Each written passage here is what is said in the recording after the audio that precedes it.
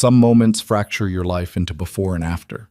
For Lena Hart, that moment came when she spotted her ex-boyfriend's predatory smile cutting through the strobing lights of Club Obsidian 6 months after she'd fled with nothing but bruises and terror. Trapped between the bar and his advancing silhouette, survival instinct overrode reason. She did the unthinkable. She sat on the lap of Adrian Moretti, the notorious kingpin whose name alone emptied rooms. One desperate choice, one dangerous man. What happened next would either save her life or end it in ways far worse than anything her ex could deliver. So, if you want to see how Lena's gamble plays out, stay until the end. Hit that like button and comment with your city so I can see how far this story travels. Now, let's begin. The bass thundered through Club Obsidian like a heartbeat, relentless, primal, drowning out rational thought. Lena Hart pressed herself against the polished mahogany bar, fingers wrapped around a vodka tonic she hadn't touched in 20 minutes. The ice had melted into submission, diluting the alcohol into something weak and forgettable, just like she needed to be tonight. Invisible. She'd gotten good at it over the past 6 months, keeping her head down, changing her hair from honey blonde to raven black, wearing clothes that swallowed her frame instead of highlighting it. She'd moved from Atlanta to Chicago, then to Philadelphia, each city offering temporary sanctuary before paranoia drove her forward again. New York was supposed to be different, big enough to disappear, crowded enough that one woman meant nothing, but she'd made a mistake. One goddamn mistake. She'd let herself relax, let herself believe that maybe, just maybe, Garrett had given up, that he'd found some other woman to control, to possess, to break down piece by piece until nothing remained but obedience and fear. The strobing lights painted the crowd in seizure-inducing flashes, blue, red, white, darkness, repeat. Bodies moved in synchronized chaos, arms raised, hips swaying, faces tilted toward the ceiling in chemical ecstasy. The DJ transitions were seamless, each track bleeding into the next without mercy or pause. Lena's fingers trembled against the glass. She'd seen him. Just a glimpse, maybe 30 seconds ago, but enough. That distinctive profile, sharp jaw, Roman nose that had been broken twice in bar fights he'd started and finished. The way he moved through crowds like Moses parting the Red Sea, shoulders back, entitled to every inch of space he claimed. Please be wrong. Please let it be someone else. But she knew better. 6 months running had sharpened her instincts into something animal and accurate. The back of her neck prickled with the certainty of being hunted. Another drink? The bartender appeared, young and pierced, eyebrow ring catching the light. Lena shook her head. She needed clarity, not courage from a bottle. Her eyes swept the club again, mapping exits like her life depended on it. Front entrance, too crowded, too obvious. Kitchen exit, probably locked from the inside, might trigger alarms. Bathroom window, she'd checked earlier, too small, bars on the outside. Fire exit near the VIP section. Her gaze drifted toward the roped-off area elevated above the main floor. Velvet barriers. Board security with earpieces. And behind them, a world Lena had never belonged to. Expensive suits, designer dresses that cost more than her monthly rent, champagne in buckets that probably ran 4 figures per bottle. The exit sign glowed red beyond them. If she could just... Well. The voice slithered across her skin like oil. Deep, familiar, carrying that particular tone that had once made her pulse quicken with anticipation and now only triggered nausea.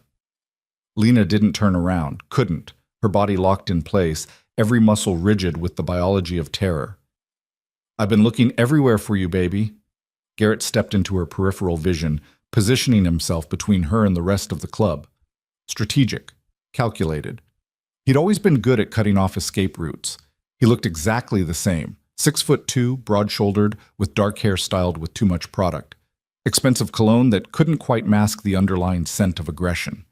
He wore designer jeans and a black button-down with the sleeves rolled up, revealing forearms corded with muscle and a tattoo of barbed wire encircling his left wrist. She'd once thought that tattoo was sexy. Now she understood it was a warning label she'd ignored. Not interested, Garrett. Her voice came out steadier than she expected. Small victory. Leave me alone. His smile was all teeth, no warmth. 6 months you've been running. 6 months you made me chase you across half the country. Do you have any idea how much money I've spent? How many investigators? That's not my problem. Everything about you is my problem. He stepped closer, and she caught the whiskey on his breath. Drunk enough to be volatile, sober enough to be dangerous. The worst combination. You're mine, Lena. You don't get to just leave. The bartender had moved away, suddenly busy with customers at the other end. No help there. Patrons around them were too lost in their own worlds, their own dramas, to notice hers unfolding. I left because you put me in the hospital.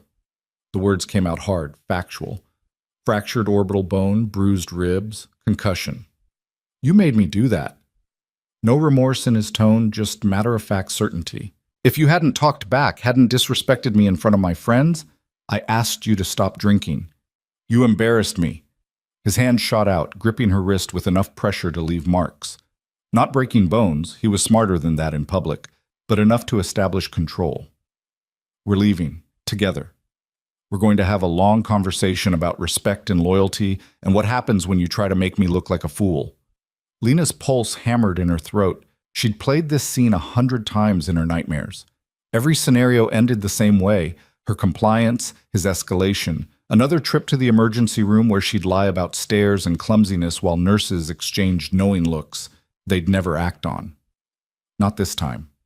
The thought crystallized with sudden, reckless clarity. Not this time. Her eyes swept the club with new desperation. Security was watching the VIP section, not the main floor. The exits were blocked by crowds 3 deep. The bathroom, maybe she could lock herself in a stall, call 911, wait for police who might or might not care about a domestic situation between 2 people with no visible injuries. Then her gaze locked on him. The VIP section's darkest corner, where even the club's aggressive lighting seemed to retreat in deference. A single booth occupied by a single man who somehow commanded more space than the dozen people at the surrounding tables combined. Adrian Moretti. Lena knew the name the way every New Yorker did, whispered in certain circles, printed carefully in newspaper articles that never quite said what he actually did, just implied it with words like alleged and rumored and connected to. He ran things. Complicated, dangerous, lucrative things that existed in the shadows between legal and catastrophic. He sat alone despite the crowd, legs crossed, one arm draped across the booth's back. Perfectly tailored charcoal suit that probably cost more than her car. Dark hair touched with silver at the temples, worn slightly longer than corporate standard. Maybe 40, maybe older. Hard to tell with men who wore power instead of age. And he was watching. Not the dancers. Not his phone. His attention was fixed on the main floor with the intensity of someone conducting surveillance rather than enjoying an evening out. Dark eyes. From this distance, Lena couldn't tell if they were brown or black, swept the crowd in methodical patterns. Those eyes found her. Held. Something electric passed between them. Recognition, maybe, though they'd never met. Or perhaps just the acknowledgement between 2 predators who'd spotted each other across the savannah. One apex, one desperate. Garrett's grip tightened. Are you even listening to me? I said we're leaving. Now. The plan formed in the space between heartbeats. Insane, reckless, possibly fatal. But staying with Garrett was definitely fatal. Just slower. Lena yanked her wrist free. Garrett was drunk enough that surprise worked. And moved. Not toward the exits. Not toward help that wouldn't come. Toward the VIP section. Lena! Garrett's shout carried over the music, heads turning. Get back here! She didn't run. Running would trigger security, get her stopped, handed back to Garrett with apologies for the disturbance. Instead, she walked with purpose, like she belonged exactly where she was going. The security guard at the velvet rope was built like a refrigerator with a crew cut. His hand came up automatically. VIP only. I'm with him. Lena pointed toward Adrian's booth, praying she hadn't just made a catastrophic miscalculation. The guard's expression shifted. Doubt, suspicion, something else she couldn't name. He spoke into his wrist mic, too quiet to hear over the music. Garrett caught up, grabbing her arm again. Baby, come on, let's not make a scene. His tone had shifted, public-facing now. Reasonable boyfriend trying to manage his dramatic girlfriend.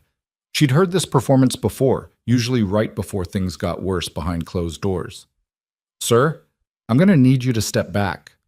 The guard's attention shifted to Garrett, and there was no friendliness in it. "This is my girlfriend. We're just having a misunderstanding." "The lady says she's with someone else." "The lady is confused." Garrett's smile was strained. "She's had too much to drink. I'm taking her home." The guard's earpiece crackled. He listened, expression unchanging, then looked at Lena with something that might have been sympathy or might have been pity. "You can go in." Relief and terror hit simultaneously. Garrett's face darkened. "You've got to be kidding me. Do you know who I am? My father owns—" "I know exactly who your father is." The guard's tone could have frozen vodka. "And I know who owns this club. You want to make this a problem, we can absolutely do that. But I don't think you want that kind of attention." The threat hung in the air, unsubtle and effective. Garrett's jaw clenched, muscles jumping beneath skin.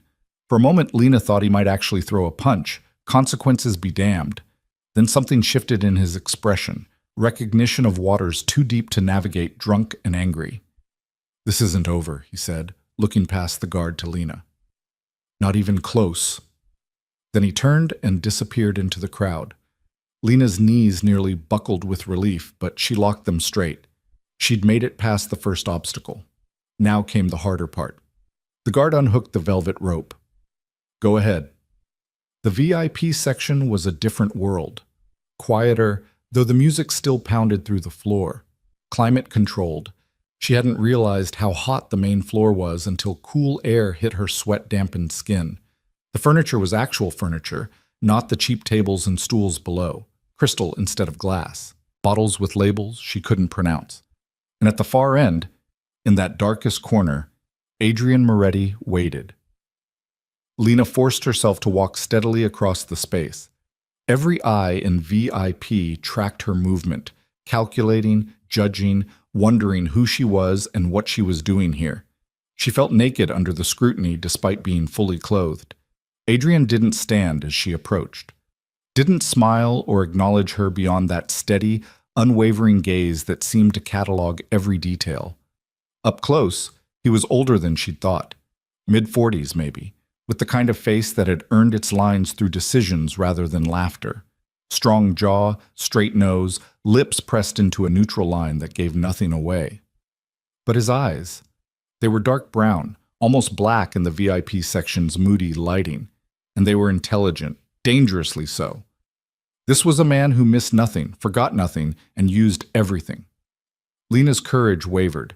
What the hell was she doing? Then she remembered Garrett's grip on her wrist. The hospital, the months of running. She sat down. Not beside Adrian on the booth's bench, but on his lap. Bold, presumptuous. The kind of thing that could get her thrown out or worse. His body was solid beneath her, muscle and heat, and he went absolutely still. Not tense, just motionless, like a big cat deciding whether the mouse was food or entertainment. "I need help." The words came out rushed, desperate. "Please, just for tonight. I'll explain everything. I'll leave in the morning. I'll never bother you again, but please." "Shh." The sound was quiet, barely audible, but it cut through her panic like a blade.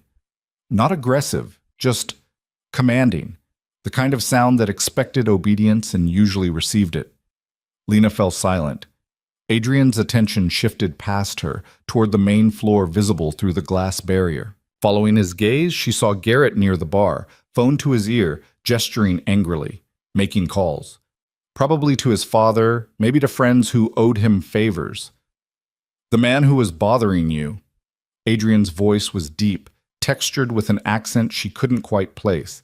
East Coast definitely, but refined, educated. "He's the reason you're sitting on my lap pretending we know each other?" It wasn't a question, not really. More like confirmation of facts he'd already assembled. "Yes. No point lying to someone this perceptive. He's my ex. He found me. And you thought I'd be safer than him. I thought you'd be more dangerous than him." The honesty surprised her, but it felt important to be clear. Dangerous enough that he'd back off. Something shifted in Adrian's expression. Not quite a smile, but a recognition of something that might have amused him under different circumstances. "Interesting strategy.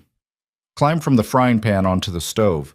The stove hasn't sent me to the hospital yet." Yet. He let the word hang between them. Neither promise nor threat, just acknowledgement of possibility. Lena's heart hammered. This was insane. She was sitting on the lap of one of New York's most notorious criminals, asking for protection from an abusive ex-boyfriend, with no plan beyond the next 5 minutes. "What's your name?" Adrian asked. "Lena. Lena Hart." "And your ex?" "Garrett Morrison. His father owns Morrison Construction, big government contracts, union connections, thinks money solves everything." "Richard Morrison's son." Adrian's tone didn't change, but something flickered in his eyes. Not fear. Men like Adrian Moretti didn't fear construction company owners. But calculation. Spoiled, entitled, history of complaints that daddy makes disappear. Sound accurate? Very. "And you were with him because—" The question should have felt invasive, but his tone was genuinely curious, not judgmental. "Because I was 22 and stupid." Lena's throat tightened. "Because he was charming at first. Because by the time I realized what he was, I was too scared to leave. And when I finally did leave, I had to run because staying meant dying. Maybe not today, maybe not tomorrow, but eventually." Adrian studied her with an intensity that made her want to look away. But she held his gaze. Let him see the truth, the fear, the desperation. "You understand what you're asking?" His hand moved, settling on her waist with a possessiveness that was entirely for show, she hoped. "This club is mine. Everyone here knows it. If you stay on my lap, if I let you stay, it sends a message. You become associated with me. That protection comes with complications." "Worse than what I'm running from?" "Different." His thumb moved in small circles against her side, a gesture that could have been comforting or controlling or both. "Garrett Morrison can hurt you in private, in small ways, over time. The people I deal with work faster and permanently. If you're with me, you become a target for anyone who wants leverage. But they'd have to go through you first." "They would."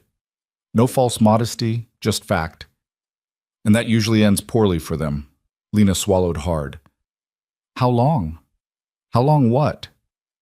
"How long would I need to stay? For it to be convincing enough that Garrett backs off permanently?" Adrian's smile was slight, barely there, but it transformed his face from intimidating to something more complex. "You're negotiating the terms of your own protection from someone whose answer could be forever, and you couldn't stop it. That's either very brave or very stupid. Can it be both?" "Usually is." The silence stretched between them, filled with bass and distance conversation and the sound of her own pulse in her ears. Adrian was thinking. She could see it, weighing options and angles she couldn't begin to guess at. Finally, he spoke. "Here's what's going to happen. You're going to stay right where you are for the next hour. We're going to talk, laugh, look like this is exactly where you want to be. Then you're going to leave with me, my car, my driver, very public. Garrett will see it because I'll make sure he sees it. And then? Then you stay at one of my properties. Not with me," he added, reading her expression, "but under my protection. Give it 2 weeks. Garrett will get the message or he won't. If he doesn't, we'll have a conversation he won't enjoy." "What do you get out of this?" The question came out before Lena could stop it. Adrian's expression didn't change, but something shifted in his eyes. Amusement, maybe, or respect for the directness. "Maybe I don't like men who put women in hospitals. Maybe I enjoy irritating Richard Morrison. Maybe I'm just bored and you're interesting. Does the motivation matter if the result is what you need?" "I guess not." "Then we have an agreement." His hand squeezed her waist once, gently. "But understand something, Lena Hart. You sit on my lap, you leave with me, you accept my protection. That makes you mine in the eyes of everyone who matters. Not as property," he clarified, "but as responsibility. I don't take responsibility lightly, and I don't tolerate people who waste my time or lie to me. Are we clear?" The weight of his words settled over her like a contract signed in blood and witnessed by the universe. "Clear." "Good." Adrian shifted slightly, angling them so his back was to the corner and she faced outward. "Now smile like you're having the best night of your life. Garrett's watching." Lena didn't have to fake it entirely. Despite the terror, despite the insanity of her situation, there was something almost exhilarating about sitting here, protected by someone who made dangerous men nervous. She smiled. Adrian's hand moved from her waist to her back, a casual touch that reinforced the image of intimacy. To anyone watching, they looked like exactly what they were pretending to be, a couple familiar with each other's bodies, comfortable in shared space. "Tell me about yourself," Adrian said, voice pitched for her ears only. "The real version, not the running scared version." So she did. Over the next hour, Lena told him about growing up in Ohio, about her mother who'd died when she was 16 and her father who'd remarried someone Lena couldn't stand, about moving to Atlanta for college, majoring in graphic design before money ran out sophomore year, about meeting Garrett at a bar where she waitressed, thinking he was her ticket to stability. "How long were you together?" Adrian asked. 3 years total. The first year was good. Or I thought it was good. He was attentive, generous, wanted to spend all his time with me." She laughed bitterly. All the things that seemed romantic were just control in disguise, wanting to know where I was, who I was with, getting jealous if I talked to male customers for too long. I thought it meant he loved me. It meant he owned you. Yeah. Lena stared at her hands. The hitting started in year 2, always with an excuse. I'd pushed him, I'd provoked him, I'd made him jealous. Then came the apologies, the gifts, the promises it would never happen again. Classic cycle. I knew it was textbook abuse, but knowing didn't make leaving easier. "What finally made you run?" "He put me in the hospital." The words came flat, empty of emotion because feeling would mean breaking down, and she'd done enough of that. "Beat me unconscious because I'd gotten a phone call from a male coworker about a project. When I woke up in the ER, I knew if I went back next time I wouldn't wake up. So I waited until he left for work, packed what I could carry, and ran."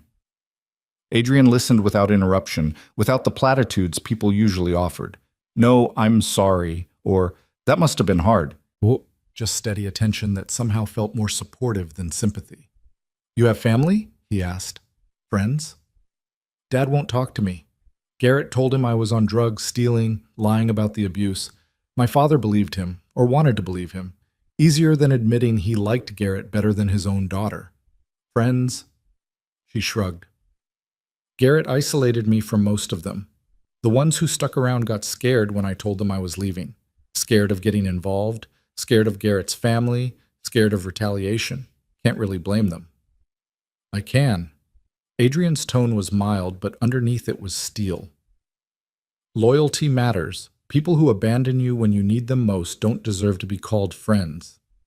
Lena glanced at him, surprised by the vehemence. "You sound like you have experience with that." "Everyone does, eventually." He signaled a waiter who appeared instantly. "Champagne. The Cristal." "I don't need—" "It's not for you to drink." Adrian's slight smile returned. "It's for the image. Expensive champagne, beautiful woman, relaxed conversation. We're selling a story. Might as well use good props." The champagne arrived in minutes, presented with the kind of ceremony usually reserved for royalty. The waiter poured 2 glasses, the bubbles catching light like liquid diamonds. Adrian handed her one. "To new arrangements." Lena touched her glass to his, the crystal singing with contact. She took a small sip. It was delicious, which somehow made it worse. This was her life now, apparently. Drinking champagne that cost more than her monthly rent while sitting on a crime lord's lap, hiding from an ex-boyfriend whose family had money and connections. Surreal didn't begin to cover it. "What do you do?" she asked. "I mean, I know what people say you do, but best not to ask questions you don't want answers to." But his tone wasn't harsh, just pragmatic. "Let's say I manage various business interests. Import, export, real estate, consulting, all very legitimate on paper. And off paper? Still best not to ask." "Fair enough."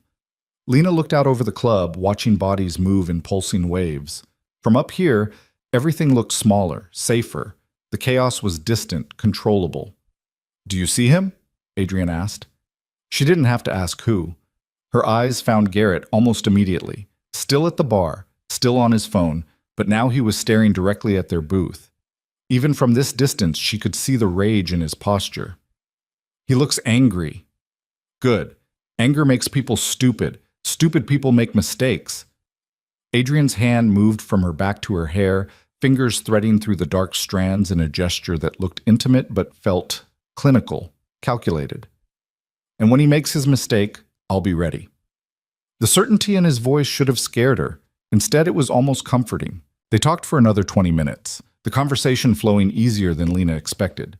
Adrian asked about her design work, seemed genuinely interested when she described her abandoned projects.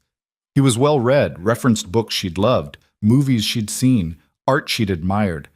Not what she'd expected from a man whose reputation was built on violence and intimidation. "You're surprised," he observed, "that I know who Frida Kahlo is." "Maybe a little. People are complicated.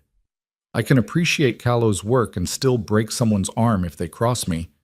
The two aren't mutually exclusive." "That's a disturbing sentence." "It's an honest one." He checked his watch. Expensive, understated, the kind of luxury that didn't announce itself. "Time to leave." "Ready?"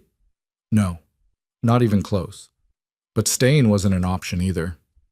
"Ready?" Adrian stood, helping her up with a hand that was surprisingly gentle. He was taller than she'd realized, 6'1" maybe, with the kind of presence that made the space around him feel charged. The walk through VIP was slow, deliberate. Adrian kept his hand on the small of her back, proprietary and unmistakable. People watched, some with curiosity, some with knowing smirks, some with expressions Lena couldn't read. The security guard who'd let her in nodded as they passed. "Sir, Miss." Down the stairs to the main floor, the music crashed over them like a wave. Adrian navigated through the crowd effortlessly, people parting without him asking. The kind of deference that came from reputation, not request. Lena caught glimpses of Garrett tracking their movement, phone still pressed to his ear, making more calls, planning something. "Ignore him," Adrian said, voice low enough only she could hear. Eyes forward. They exited through the front entrance, stepping into New York's nighttime heat. The line outside was 50 people deep, all hoping for entry into the packed club they'd just left. A black SUV sat at the curb, engine running, driver already out and opening the rear door. "After you," Adrian said. Lena climbed in, sliding across leather seats that probably cost more than her entire wardrobe. Adrian followed, the door closing with a solid, expensive thunk. The interior was spacious, climate-controlled, with tinted windows that turned the outside world into shadows. A privacy screen separated them from the driver. "Where are we going?" Lena asked as the SUV pulled into traffic. "Somewhere safe. Somewhere Garrett Morrison won't think to look and couldn't reach even if he did." Adrian settled into the seat, every line of his body radiating control. "You'll have your own room, your own space, security. No one in or out without my approval." "That sounds like a prison." "It's a cage, not a prison." His slight smile returned. "Cages keep things out. Prisons keep things in. You're free to leave whenever you want, though I'd strongly recommend against it for the next 2 weeks." The SUV merged onto a highway, the city blurring past. Lena watched the lights, the late-night traffic, the world continuing as if her entire existence hadn't just shifted on its axis. "Why are you helping me?" The question had been building since she had sat on his lap. "The real reason." Adrian was quiet for a long moment, staring out his own window. When he spoke, his voice was different, not softer exactly, but less guarded. "My sister had a boyfriend once. Charming, successful, from a good family. Everything my parents wanted for her, except he had a temper. Started small, pushing, grabbing, verbal abuse. Then it escalated. By the time she asked for help, she had 3 broken ribs and a fractured jaw." Lena's breath caught. "What happened?" "My father was old school. Thought it was a family matter, that my sister should try harder to keep her man happy. My mother made excuses. I was 25, just starting to build my own reputation, so I paid the boyfriend a visit." Adrian's expression was carved from stone. "He never touched her again. Never touched anyone again, actually, but the damage was done. My sister—" He trailed off, jaw working. "Where is she now?" "Dead. Pills, officially, but we both know what it really was." The weight of his grief filled the SUV, heavy and old and permanent. "I'm sorry," Lena said, knowing the words were inadequate. "Don't be sorry. Just stay alive. Stay safe. Let me handle Garrett Morrison and his entitled father and anyone else who thinks money makes them untouchable." The SUV exited the highway, navigating through neighborhoods that got progressively quieter, more expensive. Tree-lined streets gave way to buildings with doormen and security gates. They pulled up to a high-rise that screamed money, all glass and steel, with a lobby visible through floor-to-ceiling windows. The doorman rushed to open Adrian's door. "Mr. Moretti, good evening, sir." "James?" Adrian stepped out, extending a hand to help Lena. "Mrs. Hart will be staying in the penthouse guest suite. She's to have full access, anything she needs, complete discretion." "Of course, sir." James's expression revealed nothing. Not curiosity, not judgment, just professional acknowledgement. They rode the elevator in silence, rising through floors marked with single letters instead of numbers. The doors opened directly into a penthouse that took Lena's breath away. Floor-to-ceiling windows overlooked Manhattan, the city spreading out like a carpet of lights. Modern furniture that somehow managed to be both stylish and comfortable. Art on the walls that might have been original Rothkos and Pollocks. "The guest suite is through here." Adrian led her down a hallway, opening a door to reveal a bedroom larger than her last 3 apartments combined. King bed with hotel-quality linens. Ensuite bathroom with a tub that could fit 3 people. A walk-in closet, currently empty, but waiting. "I'll have clothes sent over tomorrow," Adrian said. "Your size?" "You don't have to." "Size?" Not a request. 6, medium tops, 7.5 shoes. He nodded, making a mental note. "Kitchen's stocked. Help yourself to anything. TV, internet, whatever you need. The door has a keypad. I'll give you the code. Only you, me, and James have it." "What about, if Garrett somehow finds this place, he won't get past the lobby. James's former Secret Service. The building has more security than most government facilities. You're safe here." Lena sank onto the bed, the mattress yielding like a cloud. "I don't know how to thank you." "Don't thank me yet. We have 2 weeks to see if Garrett gets smart or gets stupid." "My money's on stupid." Adrian moved toward the door, then paused. "One rule, you don't leave without telling me. Not to the corner store, not to meet a friend, nowhere. Your safety depends on predictability. Understand?" "Understood." "Good. Get some rest. Tomorrow we'll discuss next steps." He left, the door closing with a soft click. Alone for the first time in hours, Lena let herself feel it, the fear, the relief, the absolute insanity of her new situation. She was in a penthouse owned by a criminal, under the protection of a man whose very name made people nervous, hiding from an ex-boyfriend who would absolutely not take this lying down. But she was also safe. For the first time in 6 months, she could breathe without looking over her shoulder. Lena stood, walking to the window. Manhattan glittered below, millions of lives intersecting and diverging in patterns too complex to track. Somewhere out there, Garrett was planning, calling his father, pulling strings. Let him plan. She jumped from the frying pan onto the stove, just like Adrian said. But maybe, just maybe, she'd finally found somewhere hot enough to forge her into something stronger than what she'd been. Something Garrett Morrison couldn't break. The night stretched ahead, full of uncertainty and possibility in equal measure. Lena Hart had made her choice. Now she'd live with the consequences, whatever they turned out to be. Tomorrow would bring new challenges. But tonight, she was safe. And for now, that was enough. Morning arrived with sunlight streaming through floor-to-ceiling windows, painting the guest suite in shades of gold. Lena woke disoriented, momentarily forgetting where she was until the events of the previous night crashed back with startling clarity. The club, Garrett, Adrian Moretti's lap and his calculated offer of protection. She'd slept in her clothes, too exhausted and overwhelmed to do anything but collapse onto the bed. Now, in daylight, the reality of her situation felt both more real and more surreal. She was living in a penthouse that probably cost more per month than she'd made in a year, under the protection of one of New York's most notorious figures, hiding from an ex-boyfriend who wouldn't quit. The bedside clock read 9:15, later than she'd slept in months. Lena showered in the marble bathroom, using products that smelled expensive and felt like silk on her skin. Her reflection in the mirror looked different somehow, still scared, still running, but maybe a fraction less defeated. She dressed in yesterday's clothes, wishing she had something clean. The penthouse was quiet when she emerged. Sunlight flooded the open-concept living space, highlighting art that definitely belonged in museums and furniture that belonged in design magazines. The kitchen gleamed with stainless steel and granite, everything top of the line and barely used. She found coffee, real beans, expensive brand, and figured out the machine after a few minutes of experimentation.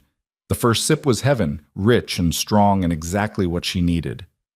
"Good morning." Lena nearly dropped her mug. Adrian stood in the hallway entrance, dressed in charcoal slacks and a white dress shirt with the sleeves rolled to his forearms, reading glasses perched on his nose, and he held what looked like a newspaper, actual paper, not a tablet. "I didn't hear you come in," she said. "I didn't leave. My bedroom's on the other side of the penthouse." He folded the newspaper, removing his glasses. "You slept well?" "Better than I have in months, actually." "Good." He moved to the coffee machine, pouring his own cup with the ease of routine. "We need to talk about the immediate future. How much Garrett knows, what resources he has access to, what his likely next moves are." Lena settled onto one of the bar stools at the kitchen island. "He knows I was in New York as of last night. He probably has people watching my old apartment, though I gave that up 3 weeks ago when I couldn't make rent." "Where were you staying?" "Shelter in Queens, women's shelter, no men allowed, security at the door. I felt safe there, but I couldn't stay forever. Was looking for work, saving money, planning my next move when—" She gestured vaguely. "Last night happened." Adrian leaned against the counter, coffee cup in hand, every inch the businessman despite the dangerous reputation. "Garrett's father, Richard Morrison. Tell me about their relationship." "Toxic. Richard's a bully who raised a bully. Everything's about the Morrison name, Morrison legacy, Morrison power. Garrett's his only son, 2 younger sisters who basically don't exist as far as Richard's concerned. All the pressure, all the expectations, all focused on Garrett, who crumbles under pressure by controlling what he can. You." "Exactly." Lena wrapped both hands around her mug, seeking warmth despite the temperature-controlled apartment. "Richard knows about the abuse. Has to. He's paid off cops, paid medical bills, made complaints disappear, but he sees it as Garrett being a man, taking charge of his household. Old-school misogyny dressed up as traditional values. Money makes people think they're immune to consequences. Does it?" The question came out sharper than intended. "Seems to work pretty well for people like you, too." Adrian's expression didn't change, but something flickered in his eyes. Respect, maybe, for the directness. "Fair point. Difference is, I know exactly what I am and don't pretend otherwise. Richard Morrison thinks his construction empire and political connections make him respectable. They don't. They just make him rich." A phone buzzed. Adrian pulled it from his pocket, glanced at the screen, and his jaw tightened fractionally. "Problem?" Lena asked. "Information." He tapped out a quick response, then pocketed the phone. "Garrett filed a missing persons report this morning. Claims you're mentally unstable, possibly a danger to yourself, that he's worried for your safety." Rage flared hot in Lena's chest. "Of course he did. It's the perfect play. Now if anyone sees me, they'll call him thinking they're helping. And if I try to get help from police, they'll have his report on file painting me as crazy. It won't work." "How can you be so sure?" "Because I'm going to make a call of my own." Adrian pulled out his phone again, this time actually dialing. "Yes, Detective Reeves, please tell him it's Adrian Moretti regarding the Morrison missing person report. I'll wait." He put the phone on speaker, setting it on the counter between them. A male voice came through moments later, cautious and professional. "Mr. Moretti, what can I do for you?" "The missing person report filed this morning by Garrett Morrison, regarding Lena Hart." "I'm familiar with it." "You can close it. Miss Hart is safe, of her own free will, and wishes no contact with Mr. Morrison due to his documented history of domestic violence." Silence on the other end. Then carefully, "Does Ms. Hart wish to file charges?" Adrian looked at Lena, eyebrow raised in question. She shook her head. Filing charges meant court appearances, facing Garrett directly, his lawyers tearing apart her credibility. She'd been through it before with the hospital visit. The case went nowhere, buried under Morrison money and influence. "Not at this time," Adrian said, "but the missing person report is false and should be noted as such. I'll make sure the file reflects that Ms. Hart has been located and is safe." The detective's tone suggested he was walking a careful line between two powerful men. Anything else? That's all. Thank you, detective. The call ended. Adrian pocketed his phone and returned his attention to Lena. That buys you some time. Garrett can't use police to find you now. But he can use private investigators, his father's connections, security companies that don't ask too many questions. Let him try. Adrian's confidence was absolute. This building is a fortress, and you won't be here alone. I'm arranging security. I don't need a babysitter. You need someone who can shoot back if Garrett gets creative. He said it matter-of-factly, like discussing weather. Her name is Maya Chen, former military, current head of my personal security team. She'll stay in the second guest room, give you space, but be available if needed. Lena wanted to argue, to insist she could take care of herself, but the truth was she couldn't, not against Garrett's resources, not against his father's money and connections. Okay, she said quietly. Smart. Adrian checked his watch. I have a meeting in an hour. Maya will be here by noon with clothes for you. In the meantime, make yourself at home. The code for your room is 4729. Memorize it. Don't write it down. 4729. Got it. He moved toward the hallway, then paused. Lena, you asked last night why I'm helping you. The answer I gave was true, but incomplete. You sat on my lap in a room full of people who watch my every move. That took either desperation or courage, and I'm betting on both. I respect that. So yes, this started as me evening a score with Richard Morrison. But now it's about making sure someone brave enough to ask for help actually gets it. Before she could respond, he was gone, leaving her alone with expensive coffee and complicated thoughts. The morning passed slowly. Lena explored the penthouse cautiously, feeling like an intruder despite Adrian's invitation to make herself at home. The living room held a sound system that probably cost more than a car. The terrace offered 360 views of Manhattan, the city sprawling in every direction. His office, door slightly ajar, contained floor-to-ceiling bookshelves and a desk that looked antique and priceless. She didn't go into his bedroom. Some boundaries felt important to maintain. At 11:45, the elevator chimed. Lena tensed, then remembered the security. No one could access this floor without authorization. The woman who stepped out was petite, Asian, maybe 35, with short black hair and the kind of posture that screamed military training. She wore tactical pants and a fitted black shirt with the equipment belt that probably held weapons Lena didn't want to think about.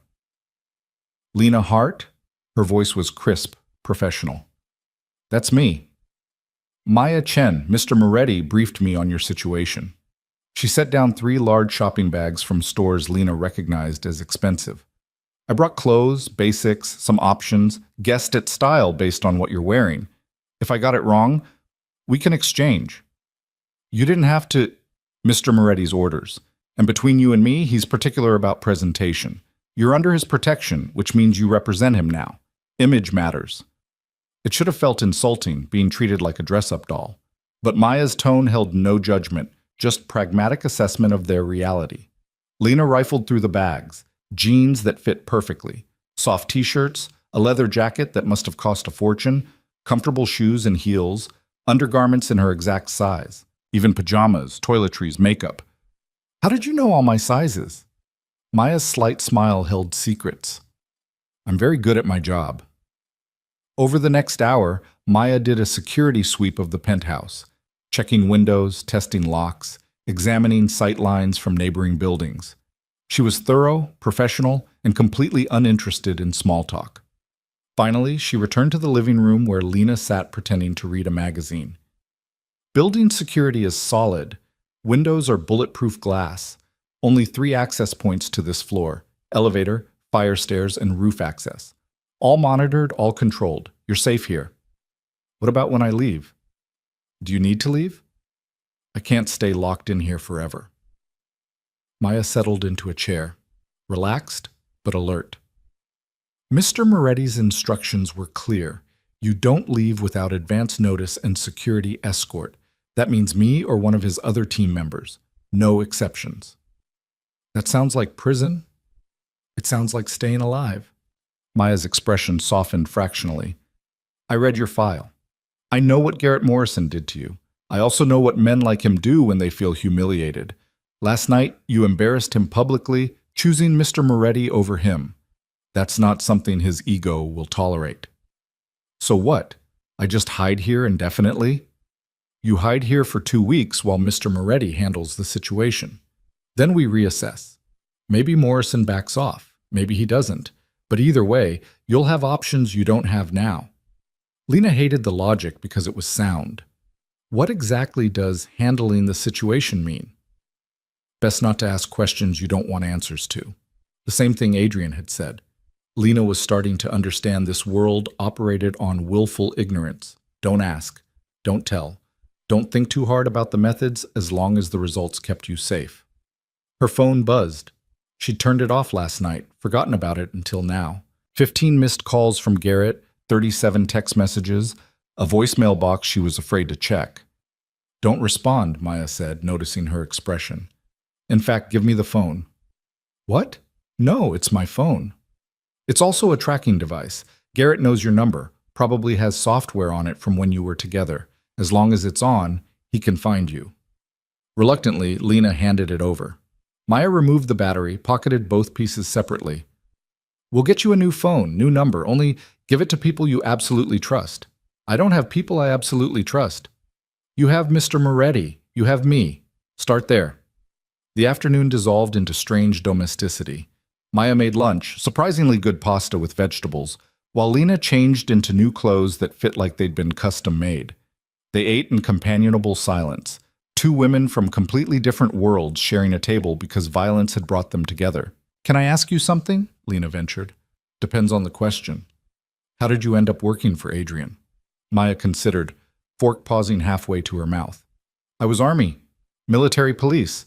Did 2 tours, came home with PTSD and a general discharge that wasn't quite honorable. Couldn't get hired anywhere legitimate because of the discharge. Couldn't go back to civilian life because I didn't know how to function without structure and mission. I was about 3 days from homeless when Mr. Moretti found me. Found you how? I broke into his warehouse looking for something to steal and sell. Got about 10 feet inside before his guys grabbed me. Should have killed me or turned me over to cops. Instead, Mr. Moretti interviewed me personally, asked about my background, my skills, why I was stealing, then he offered me a job. Just like that? Just like that. Said he respected military service, that my discharge was bullshit politics, and that people deserve second chances if they were willing to work for them. 5 years later, I run his security team. Make good money, have purpose, have people who depend on me. He gave me my life back. Lena heard the loyalty in Maya's voice, absolute and unwavering. You'd do anything for him. Within reason, yes. But here's the thing about Mr. Moretti. He doesn't ask for anything. He's specific, clear about expectations, and doesn't ask his people to compromise themselves. I've never had to do something that violated my personal code while working for him. That's rare in this business. What exactly is this business? Maya's smile was slight. Best not to ask questions I don't want answers to. Yeah, I'm getting that. They cleaned up together, falling into an easy rhythm. Maya was good company, quiet but not cold, professional but not distant, the kind of person you'd want watching your back. Evening came with city lights flickering to life across Manhattan. Adrian returned at 7, loosening his tie as he entered, looking tired in a way that suggested mental rather than physical exhaustion. How was the meeting? Maya asked. Productive? Morrison Sr. reached out through intermediaries, wants to negotiate. Lena's stomach dropped. Negotiate what? Adrian poured himself whiskey from a crystal decanter. Return of his son's property. His words, not mine. I declined the negotiation. What did you say? That Ms. Hart is under my protection by her choice, that she's not property, and that if Garrett Morrison comes within 100 yards of her, I'll consider it a personal insult requiring a personal response. He took a slow sip. Richard didn't like that answer. What's he going to do? Posture, make threats, try to leverage political connections. He'll discover rather quickly that my connections run deeper and darker than his. Then he'll either back off or escalate. My money's on escalation. Ego and stupidity usually go together. Maya stood, sensing dismissal. I'll be in my room if you need me. After she left, silence settled over the penthouse. Adrian moved to the windows, staring out at his city with the expression of someone who owned it in ways the deed couldn't capture. "You look worried," Lena said quietly. "I'm calculating. Different thing." He didn't turn around. Richard Morrison is connected. Unions, construction, city contracts. He has leverage in legitimate circles I generally avoid. If he pushes hard enough, causes enough noise, it could complicate my operations. "So you're regretting helping me?" "No." He finally faced her, expression serious. "I'm planning for complications. That's not regret. That's strategy. You're under my protection until this resolves. That doesn't change regardless of how inconvenient it becomes." "Why?" The question burst out before she could stop it. "Why does my protection matter more than your business?" Adrian was quiet for a long moment, swirling whiskey in his glass. "Because business is about money and power. Protection is about principle. And I've learned the hard way that if you compromise your principles for convenience, you lose the only thing that makes power worth having. Your sister. My sister. Among others." He finished his whiskey, set down the glass with careful precision. "Have you eaten?"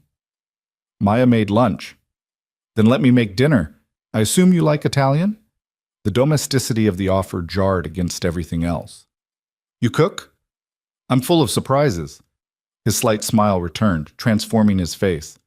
"Come on, if we're going to spend 2 weeks in close quarters, we might as well be civilized about it."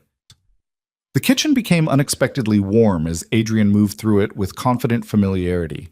He assembled ingredients, fresh pasta, tomatoes, basil, garlic, and set to work with the focus he probably brought to everything. "You really cook," Lena said, watching him dice garlic with professional precision. "My mother insisted all her children know how to feed themselves. Said depending on others for basic needs was weakness." His hands moved steadily, muscle memory guiding the knife. She was right about a lot of things. Wrong about others, but right about self-sufficiency. "She's still alive?" "Yes. Retired to Sicily, refuses to speak to me because of my career choices. Sends a card every Christmas with Bible verses about redemption. No bitterness in his tone, just acceptance. We all make our choices." "Do you regret yours?" Adrian paused, considering. "I regret the necessity of them. I don't regret the execution. This world, my world, has rules. Harsh ones, but clear. You keep your word, protect your people, punish betrayal, reward loyalty. It's simpler than the legitimate world where people smile while stabbing you in the back. That's a cynical view. It's an experienced one." He started the sauce, olive oil shimmering in a heated pan. "You've met Garrett Morrison. Respectable family, legitimate business, all the right connections. And he beat you unconscious. Tell me which world is more honest, mine where violence is acknowledged, or his where it's hidden behind closed doors and polite smiles." Lena had no answer to that. They ate at the dining table, Adrian serving pasta that rivaled anything she'd had in restaurants. The conversation flowed easier than it should have between a crime lord and the woman he was protecting. They talked about books, movies, the city, carefully avoiding topics that cut too close. "What will you do?" Adrian asked eventually. "After this is resolved. After Garrett's no longer a threat." "I don't know. I haven't thought that far ahead in months, just focused on surviving day to day." "You have design skills. Why not use them?" "Because I haven't worked in 3 years. My portfolio is outdated, my references are from a life I can't go back to, and my work history has a giant gap I can't explain without admitting I was running from an abusive ex." "So lie. Say you were traveling, freelancing, taking care of a sick relative. The world doesn't need your truth, Lena. It just needs a story it can accept." The pragmatism was almost shocking. "You make it sound easy." "It is easy. The hard part is deciding what you want to build once you're free. The mechanics of getting there are just details." Lena pushed pasta around her plate. "What if I don't know what I want?" "Then you have 2 weeks to figure it out." After dinner, Adrian retreated to his office with paperwork and phone calls that Lena definitely shouldn't overhear. She found herself on the terrace, Manhattan stretching endlessly, millions of lights representing millions of lives. Somewhere out there, Garrett was planning, calling his father, leveraging connections, refusing to accept that she'd slipped through his fingers. The thought should have terrified her. Instead, standing on Adrian Moretti's terrace with the city spread beneath her like a promise, Lena felt something unexpected. Hope. She'd spent 6 months running, hiding, surviving. Maybe it was time to start living, to figure out not just how to escape Garrett, but who she wanted to be in a world where he no longer controlled her. The night air was warm, carrying sounds of traffic and distant sirens. Tomorrow would bring new complications, new dangers. But tonight, for the first time in longer than she could remember, Lena Hart felt like herself again. Scared, yes. Uncertain, absolutely. But alive. And that was more than she'd had yesterday. The next 5 days passed in a strange rhythm that Lena couldn't quite classify as normal, but had started to feel like routine. Mornings began with coffee and silence, Adrian already awake and working before she emerged from her room. Maya appeared like clockwork at 8, running security checks and providing quiet companionship that Lena had started to appreciate more than she'd expected. Evenings meant dinner, sometimes takeout, sometimes Adrian cooking with that focused intensity he brought to everything, and conversations that ranged from superficial to surprisingly deep. But underneath the routine, tension built like pressure behind a dam. Garrett hadn't gone quiet. According to Maya's daily briefings, he'd hired 3 private investigation firms, filed harassment complaints against Adrian that went nowhere, and been seen at various Morrison construction sites having heated arguments with his father. Richard Morrison, meanwhile, had started making noise in political circles, calling in favors, applying pressure where he thought it might matter. It didn't matter. Not yet, anyway. Adrian handled each escalation with the same calculated calm he brought to everything else. A phone call here, a meeting there, reminders to people who owed him favors that those debts were being called in. Lena watched him operate from a distance, fascinated and disturbed by how effortlessly he navigated a world built on leverage and controlled violence. On the 6th morning, everything changed. Lena woke to raised voices, Adrian's measured tone cutting through someone else's aggression. She pulled on clothes and emerged from her room to find Maya blocking the hallway, hand resting on her hip where Lena now knew she kept a holstered weapon. "Stay back," Maya said quietly. "What's happening?" Guest, uninvited. In the living room, Adrian stood face to face with a man Lena recognized from photos she'd found during her months researching the Morrison family. Richard Morrison in person was exactly what she'd expected. 60-something, silver-haired, expensive suit, the kind of confidence that came from never being told no. "You've got some nerve," Richard was saying, voice loud enough to carry, "harboring my son's girlfriend like some kind of kidnapping operation. You know who I am? What I can do to you?" "I know exactly who you are." Adrian's voice was dangerously soft. "A man whose son puts women in hospitals and whose solution is money instead of accountability. Now get out of my home before I have you removed." "Your home?" Richard laughed, harsh and ugly. "You think your dirty money bought you legitimacy? You're a thug in an expensive suit, Moretti. I've dealt with men like you my whole life. You can be handled." "Mr. Morrison." Maya stepped forward, putting herself between the 2 men with casual authority. "You need to leave, now." Richard's attention snapped to her, then past her to where Lena stood frozen in the hallway. His expression shifted, assessment, calculation, contempt. There she is, the little runaway causing all this trouble. He took a step toward her, and Maya's hand moved to her weapon. "Lena, sweetheart, whatever lies Moretti's told you, whatever he's promised, it's manipulation. Come with me. We'll get you help, get you safe, get you away from this criminal." "I am safe," Lena heard herself say. "Safer than I ever was with your son."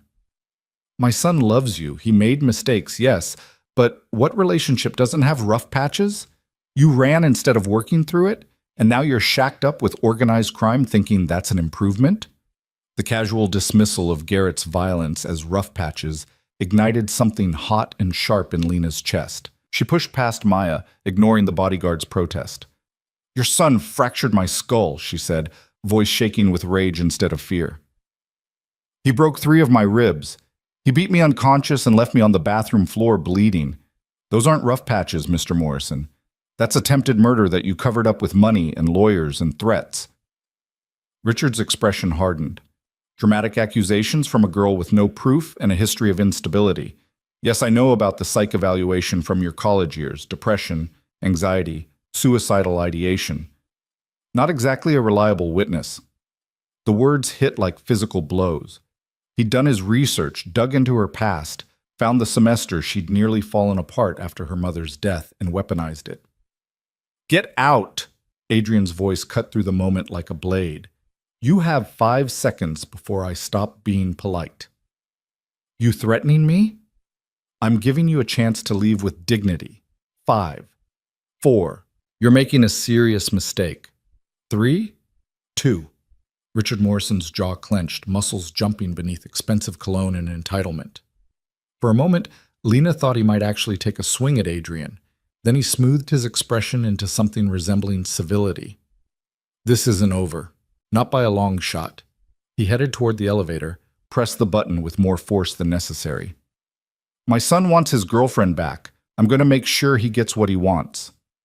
Your son, Adrian said quietly, is going to learn that some things aren't for sale, starting with Lena's freedom. The elevator arrived. Richard stepped in, his parting look promising retaliation in ways both legal and not. The doors closed, cutting off his glare. Silence crashed over the penthouse. Maya immediately pulled out her phone, making calls in rapid-fire Mandarin that Lena couldn't follow. Adrian stood motionless, staring at the elevator doors with an expression that made Lena's stomach clench. I'm sorry, she said. I shouldn't have engaged with him. I should have stayed quiet. Why? Adrian turned to her, and his expression wasn't angry. It was something more complicated, respect, maybe.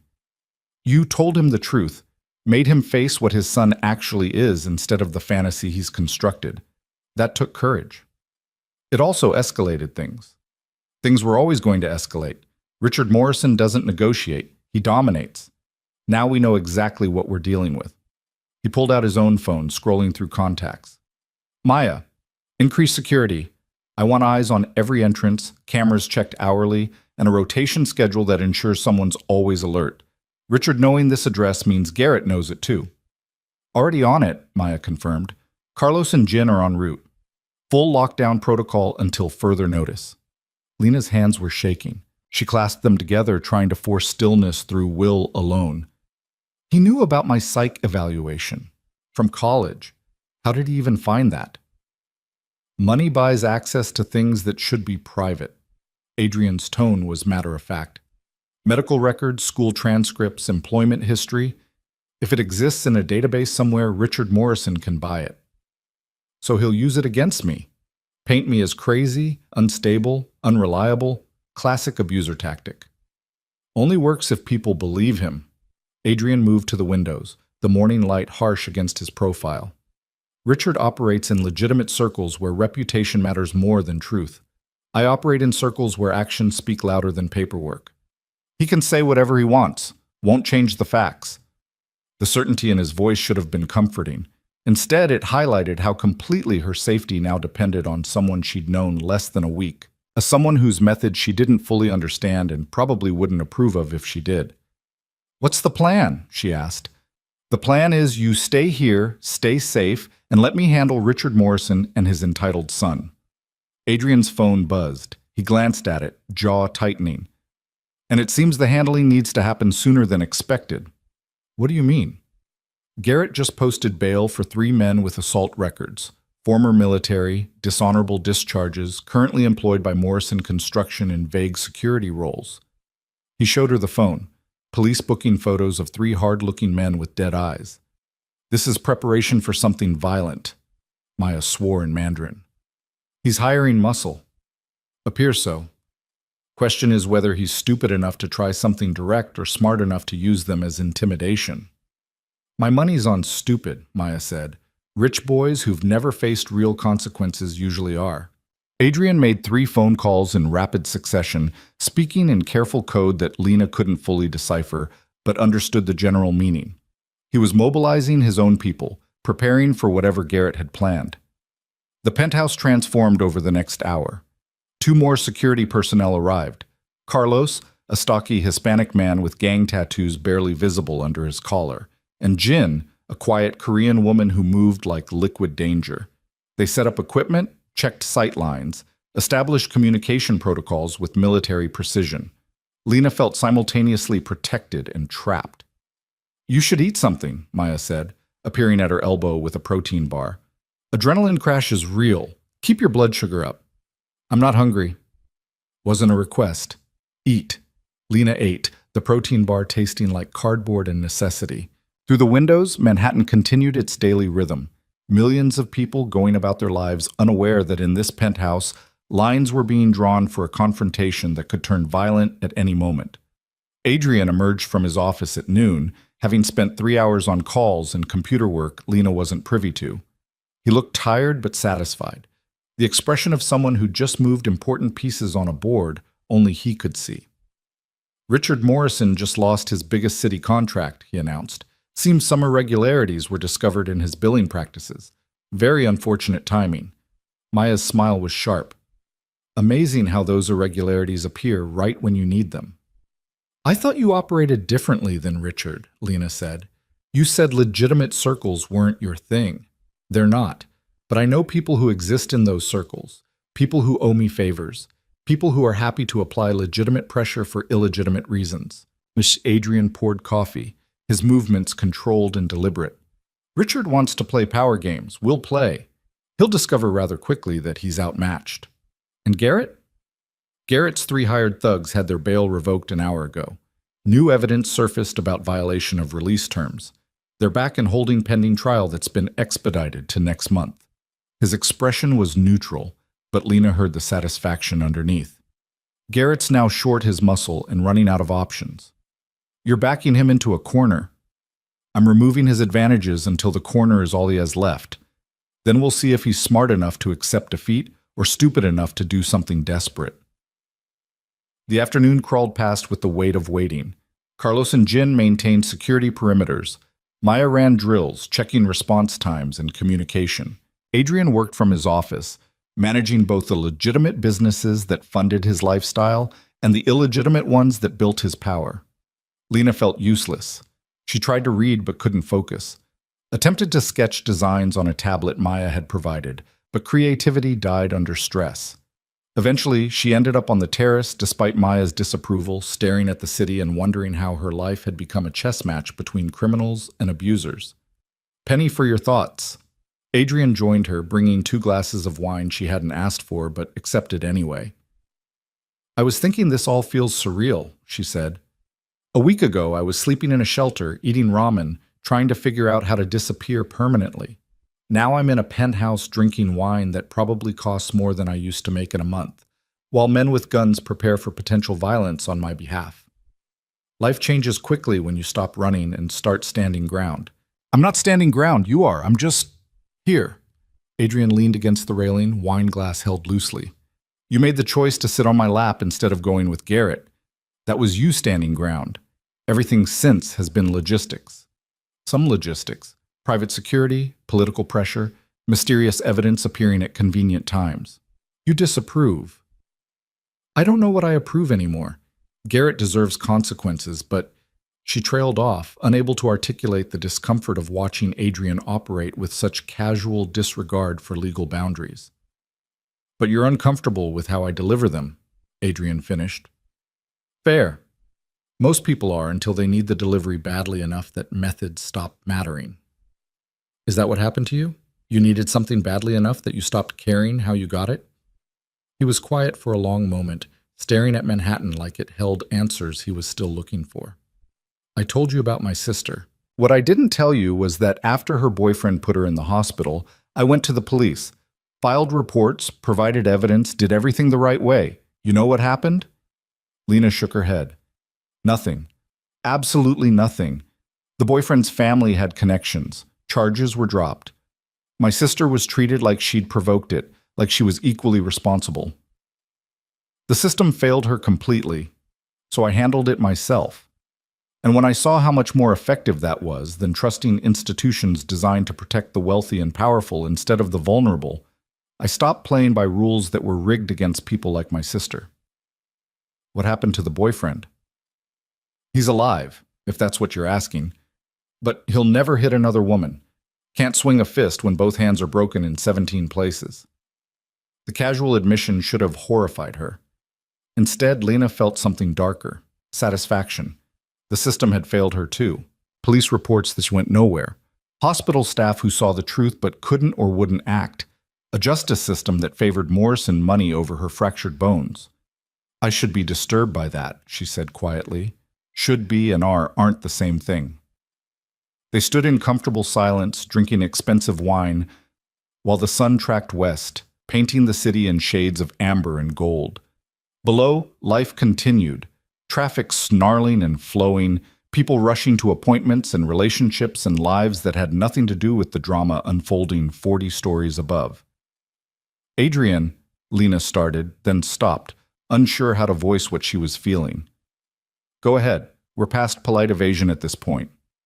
What happens when this is over? When Garrett's no longer a threat? Do I just leave? Go back to living in shelters and looking over my shoulder, hoping the protection holds? That depends on what you want to happen. I want to stop running. I want to build something that's mine, that can't be taken away by entitled men with money and violence. But I don't know how to do that. I've spent so long in survival mode that I've forgotten what actual living looks like. Adrian finished his wine, set the glass down with deliberate care.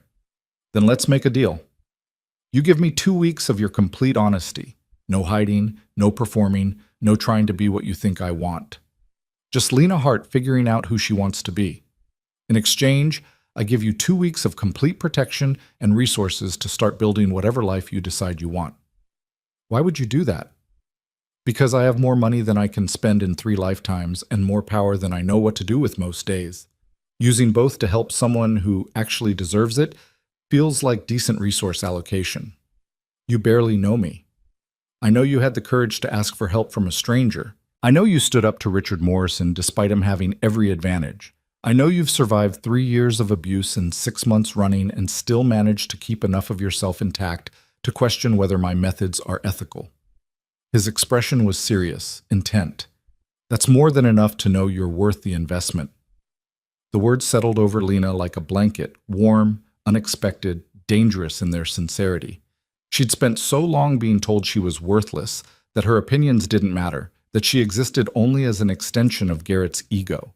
Having someone like Adrian Moretti say she was worth investing in felt almost painful. Okay, she said. Deal. His slight smile returned.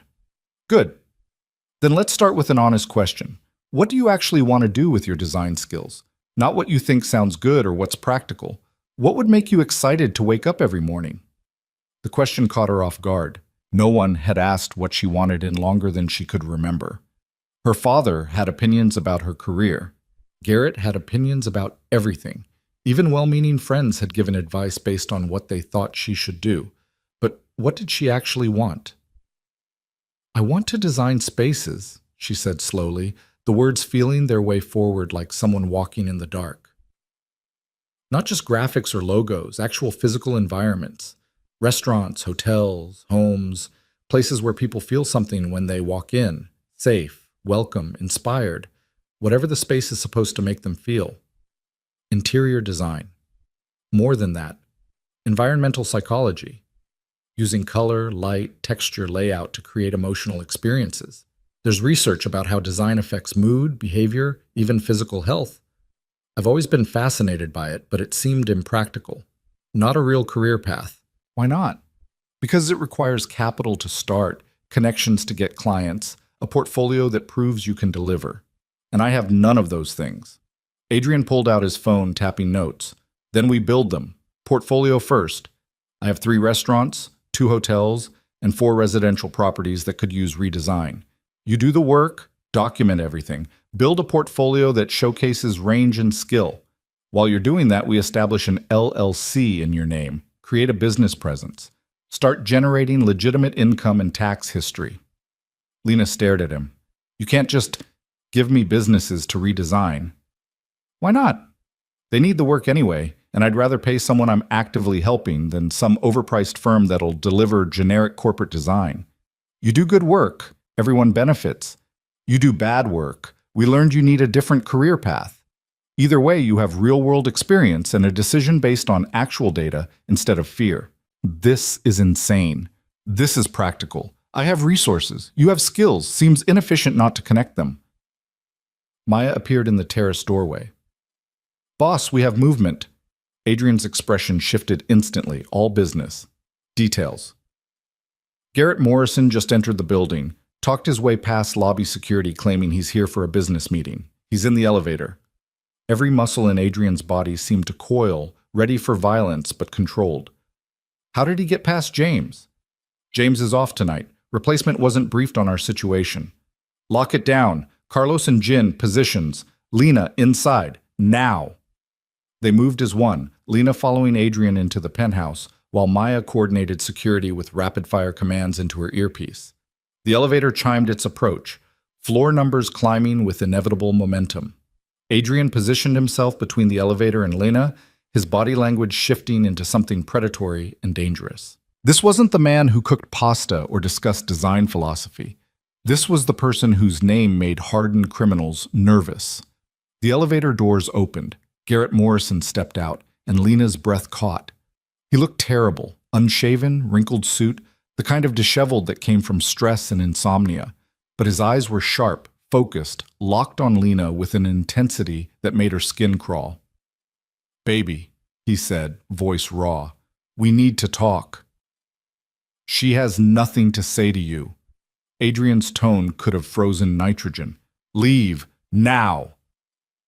"I'm talking to my girlfriend, not you." Garrett took a step forward, and suddenly Carlos and Jin were there, flanking him with the kind of presence that suggested moving forward would be a very bad idea. "I'm not your girlfriend," Lena said, proud that her voice only shook slightly. "I haven't been for 6 months. Leave me alone, Garrett." 6 months you've been running. 6 months I've been looking, trying to find you, trying to make this right. And I find out you've been here for a week, shacked up with this criminal, living in luxury while I'm losing my mind worrying about you. You fractured my skull. That was an accident. I was drunk, we were fighting, things got out of hand. I never meant to hurt you like that. You meant it every other time. Lena felt Adrian's presence at her back, solid and steady. Every slap, every punch, every time you shoved me into walls or locked me in rooms, you meant all of it, Garrett. And I'm done pretending you didn't. Garrett's expression crumpled, tears actually welling in his eyes. The performance was Oscar-worthy. Wounded boyfriend confronting his unstable ex, trying to salvage a relationship she'd destroyed through her irrational fears. "Lena, please. I love you. I made mistakes, terrible mistakes, but I'm getting help. Therapy, anger management, everything you asked for. Just come home. We can work through this together." "No." "You'd rather be here? With him?" Garrett's attention snapped to Adrian, and the tears evaporated, replaced by pure hatred. "You know what he is? What he does? He's a criminal, Lena. He kills people, runs drugs, runs guns, runs every illegal operation in this city. And you think that's safer than coming home with me?" "Yes." The word came out clear, certain. "I'd rather be protected by someone who's honest about what he is than abused by someone who pretends to be something he's not." The blow landed. Garrett actually flinched, his carefully constructed victim narrative cracking under the weight of her rejection. "This is his influence," he said, voice rising. "He's manipulating you, making you think I'm the bad guy when I'm the one who loves you. I'm the one who's always loved you." "You have a funny way of showing love," Maya interjected. "Most people don't send their girlfriends to the hospital with fractured skulls and broken ribs." "Stay out of this. This is between me and Lena." "Nothing is between you and Lena anymore." Adrian's voice cut through Garrett's rising hysteria. "She's made her choice. You need to accept that and move on before this situation becomes something you can't walk away from." "Are you threatening me?" "I'm advising you. There's a difference." Adrian's expression was carved from stone. "You have 10 seconds to get back in that elevator. After that, my security will escort you out in a manner you won't enjoy." Garrett's hands clenched into fists. For a moment, Lena thought he might actually throw a punch, might force a physical confrontation that would end with him bleeding on expensive marble. Then something shifted in his expression. Calculation, retreat, regrouping. "Fine," he said. "But this isn't over, Lena. You hear me? Not over. You're mine. You'll always be mine, and sooner or later, you'll remember that. He stepped back into the elevator, hitting the button with enough force to make the panel crack. The doors closed on his face, twisted with rage, and something else Lena recognized from their years together. Obsession. The penthouse exhaled collectively. Maya immediately got on her phone, arranging for building security to be briefed and Garrett to be added to a permanent no-entry list. Carlos and Jin returned to their positions, adrenaline slowly fading. Adrian turned to Lena, and his expression had softened back into something almost gentle. "You okay?" "I don't know." Her hands were shaking again. He looked obsessed, yeah. Adrian guided her to the couch, sat beside her. "That's more dangerous than angry. Angry burns out. Obsession builds. What do we do?" "What I should have done from the beginning. We end this. Permanently." The weight of those words hung in the air like a promise and a threat combined. Lena met Adrian's eyes, saw the determination there, the absolute certainty that Garrett Morrison's reign of terror was about to come to a very final end. And despite everything she'd been raised to believe about violence and justice and the right way to handle conflict, all she felt was relief. The relief didn't last. It transformed into something heavier as the reality of Adrian's words settled over the penthouse. Ending things permanently could mean many things, and Lana wasn't naive enough to believe they were all legal or bloodless. "What does that mean exactly?" she asked. "Ending this permanently." Adrian stood, moving to the windows with that restless energy she'd started to recognize as his planning mode. "It means we remove Garrett's ability to threaten you, not physically," he added, reading her expression. "I'm not planning to kill him, if that's what you're thinking, but there are other ways to neutralize someone." "I'm listening." "Garrett's power comes from 3 sources: his father's money, his father's connections, and the fear those create in people who might otherwise stand against him. We've already started dismantling the first 2. Richard lost his biggest city contract this morning. By tomorrow, 3 more will have discovered irregularities that require immediate investigation. His political connections are being reminded that association with Morrison Construction might become inconvenient. Maya joined them, tablet in hand. We've also compiled a comprehensive file on Garrett. Every complaint that was buried, every payoff Richard made to make problems disappear, medical records from 3 different women he sent to hospitals over the past 7 years. It's damning. 3 different women? Lena's stomach turned. "I wasn't the first." "You weren't even the second," Maya said gently. "The first was in college. Fractured collarbone, broken nose. Her family accepted a settlement with an NDA. The second was 2 years before you. Concussion, dislocated shoulder, also settled with Morrison money and legal threats." The knowledge hit like a physical blow. Garrett had done this before, multiple times, and gotten away with it because Richard Morrison's money made inconvenient truths disappear. "Where did you get this information?" Lena asked. "Hospital records are supposed to be private," Maya said with a slight smile, "but everything digital can be accessed if you know the right people. And Mr. Moretti knows all the right people." Adrian turned from the window. "Here's what's going to happen. Tomorrow night, Richard Morrison is hosting a charity gala at the plaza. Big event, important donors, city officials, media coverage. He uses it every year to reinforce his image as a philanthropic pillar of the community. And we're going to ruin it," Lena guessed. "We're going to give him a choice. Either he publicly distances himself from Garrett, cuts him off financially, and ensures his son gets the professional help he desperately needs, or we release the file. Every buried complaint, every payoff, every woman his son brutalized while Richard covered it up. Let the media and the district attorney's office decide what happens next. That's blackmail. That's leverage.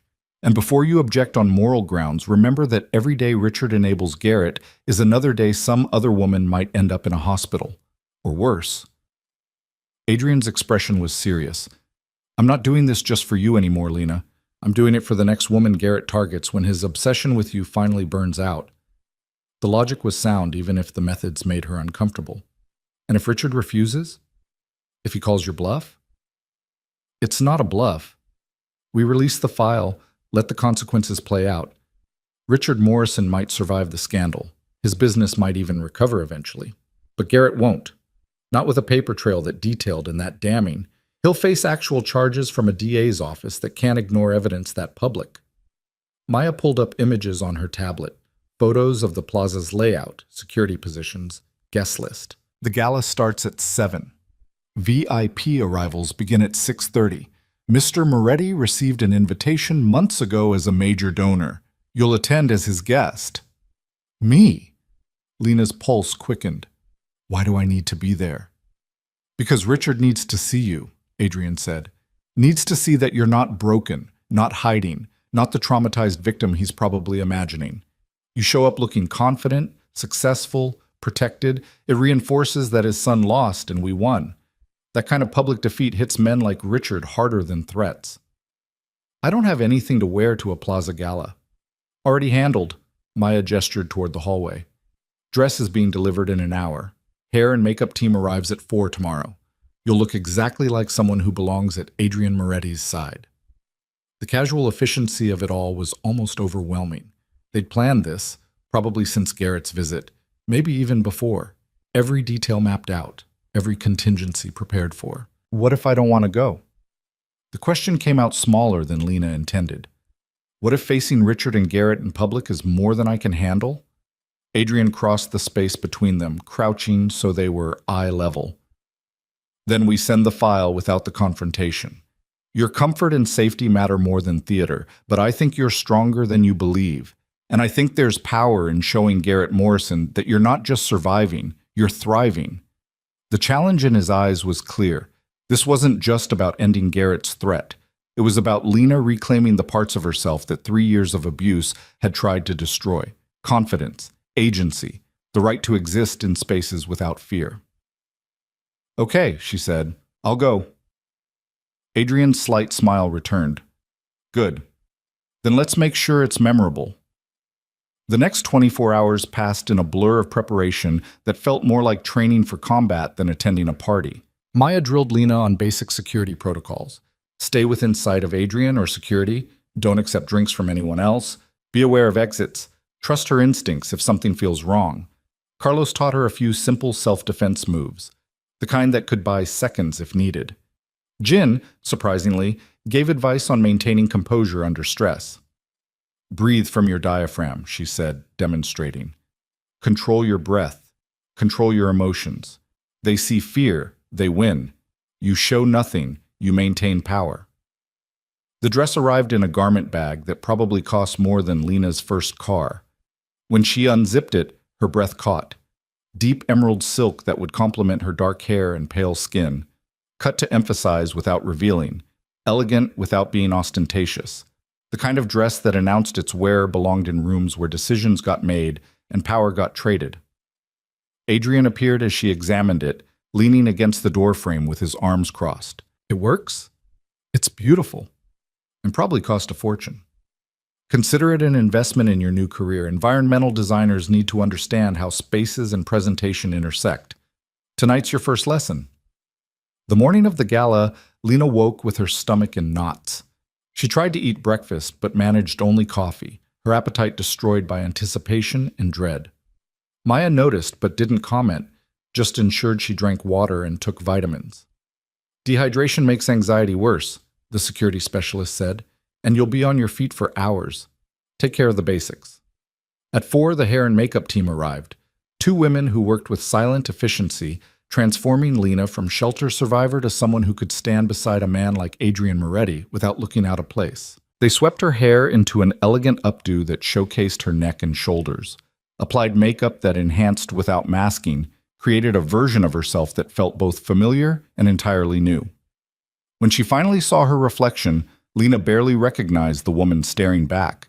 She looked confident, powerful. Nothing like the terrified girl who'd sat on a stranger's lap a week ago hoping for salvation. Perfect, Maya said from the doorway. Now the dress. The silk felt like water against her skin, cool and luxurious. It fit perfectly. Whoever had ordered it knew her measurements with unsettling accuracy. Paired with heels that added 3 inches and made her legs look endless, she looked like she belonged at a plaza gala. She looked like someone Garrett Morrison couldn't touch. Adrian was waiting in the living room, and when Lena emerged, something shifted in his expression. Not attraction exactly, though that was there too, something more like recognition. Seeing the person she could be instead of the victim she'd been. He wore a tuxedo that probably cost more than most people's monthly rent, tailored to perfection, every line emphasizing the power he carried like a second skin. Together, they looked exactly like what they were pretending to be, a couple comfortable with wealth, power, and the spaces where both congregated. "You look stunning," he said simply. "You clean up pretty well yourself." His slight smile appeared. "Shall we?" The ride to the plaza was quiet, tension building with every block. Maya sat in the front with the driver, earpiece active, coordinating with security already positioned at the venue. Carlos and Jin followed in a second vehicle, backup if needed. "Nervous?" Adrian asked. "Terrified," Lena admitted. "What if I freeze? What if I see Garrett and just break?" "Then we leave. Simple as that." He took her hand, the gesture surprising in its gentleness. "But I don't think you'll freeze. I think you'll remember every time he made you feel small and use that to stand taller." Spite can be very motivating. Despite herself, Lena laughed. "That's terrible advice." "It's honest advice. And it works." The plaza rose before them, all historic elegance and modern luxury combined. The entrance was a river of expensive cars and expensive people, photographers capturing arrivals, security checking invitations with polite efficiency. This was Richard Morrison's world, legitimacy and influence dressed up as charity and community service. They stepped out of the car into camera flashes and curious stares. Adrian offered his arm, and Lena took it, letting his steady presence anchor her as they navigated through the entrance. Inside, the grand ballroom glittered with crystal chandeliers and candlelight, round tables dressed in white and gold, a stage set for speeches and performances that would reinforce Richard Morrison's carefully crafted image. The man himself stood near the entrance, greeting guests with the practiced charm of someone who'd spent a lifetime in these circles. He wore a tuxedo that screamed custom tailoring and old money, his silver hair perfect, his smile revealing nothing of the pressure Adrian had been applying to his business and reputation. When he saw them, his smile didn't falter, not even a flicker. But his eyes went hard, calculating the damage their presence might cause to his carefully orchestrated evening. "Mr. Moretti," Richard said, extending a hand that Adrian shook with cool civility. "I'm surprised to see you here." "I'm a major donor. Why wouldn't I attend?" "Of course. And your lovely companion?" Richard's attention shifted to Lena, and she saw him catalog every detail. The expensive dress, the professional styling, the way she stood beside Adrian without cowering or hiding. "Lena Hart," she said, proud that her voice came out steady. "We've met." "Yes, in my son's home, if I recall. Under different circumstances. When I still believed your son's promises about change. Before I learned that Morrison men don't change, they just get better at hiding what they are." The words landed like grenades in polite conversation. Richard's smile strained, muscle jumping in his jaw. Around them, other guests had started to notice the tension, conversations pausing as people sensed conflict brewing in their midst. "I'm afraid you've been misinformed," Richard said carefully. "My son is a serial abuser you've enabled for years by burying complaints with money and threats." Adrian's voice was quiet but carried. "But we're not here to air family dysfunction. We're here for charity. Speaking of which, I believe we need to have a private conversation, soon, about the future of certain business arrangements and personal situations." Richard's expression went flat.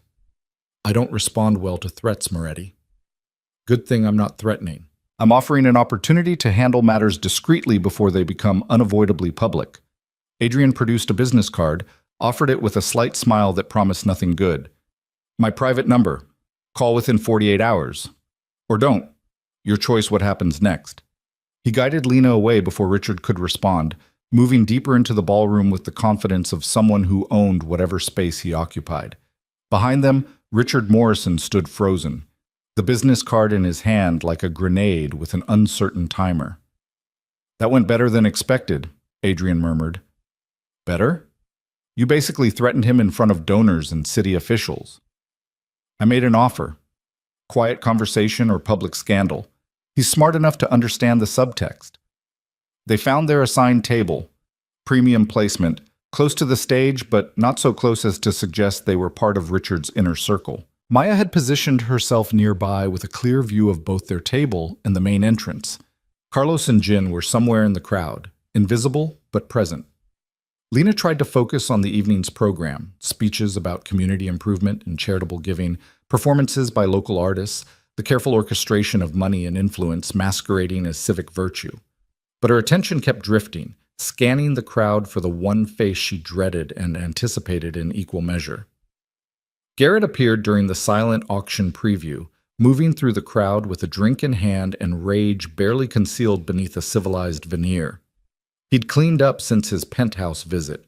Fresh shave, expensive tux, the Morrison charm deployed for public consumption. But his eyes were wrong, too bright, scanning too aggressively. He found them. Lena felt his attention like pressure against her skin. Adrian must have felt it too because his hand found hers under the table, squeezed once in wordless support. "Breathe," he said quietly. "You're safe. Nothing happens here." But Garrett was moving toward them, weaving through tables with the determination of someone past caring about consequences. Maya shifted position, ready to intercept if needed. Jin materialized closer, casual but alert. "Lena." Garrett arrived at their table, ignored Adrian completely. "We need to talk, alone." "No?" The word came out stronger than she felt. "We don't need anything. You need to leave me alone." "You don't understand what you're doing, what he's doing." Garrett's gesture toward Adrian was sharp, aggressive. "My father's business is being destroyed. Our family is being attacked, all because you're playing house with a criminal instead of coming home where you belong.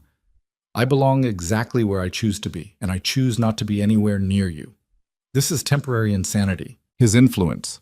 When you come to your senses, when she comes to her senses," Adrian interrupted, his tone conversational but edged with threat, "she'll remember that you put her in a hospital, that you've done it to multiple women, that your father enabled every single incident because Morrison pride mattered more than anyone's safety."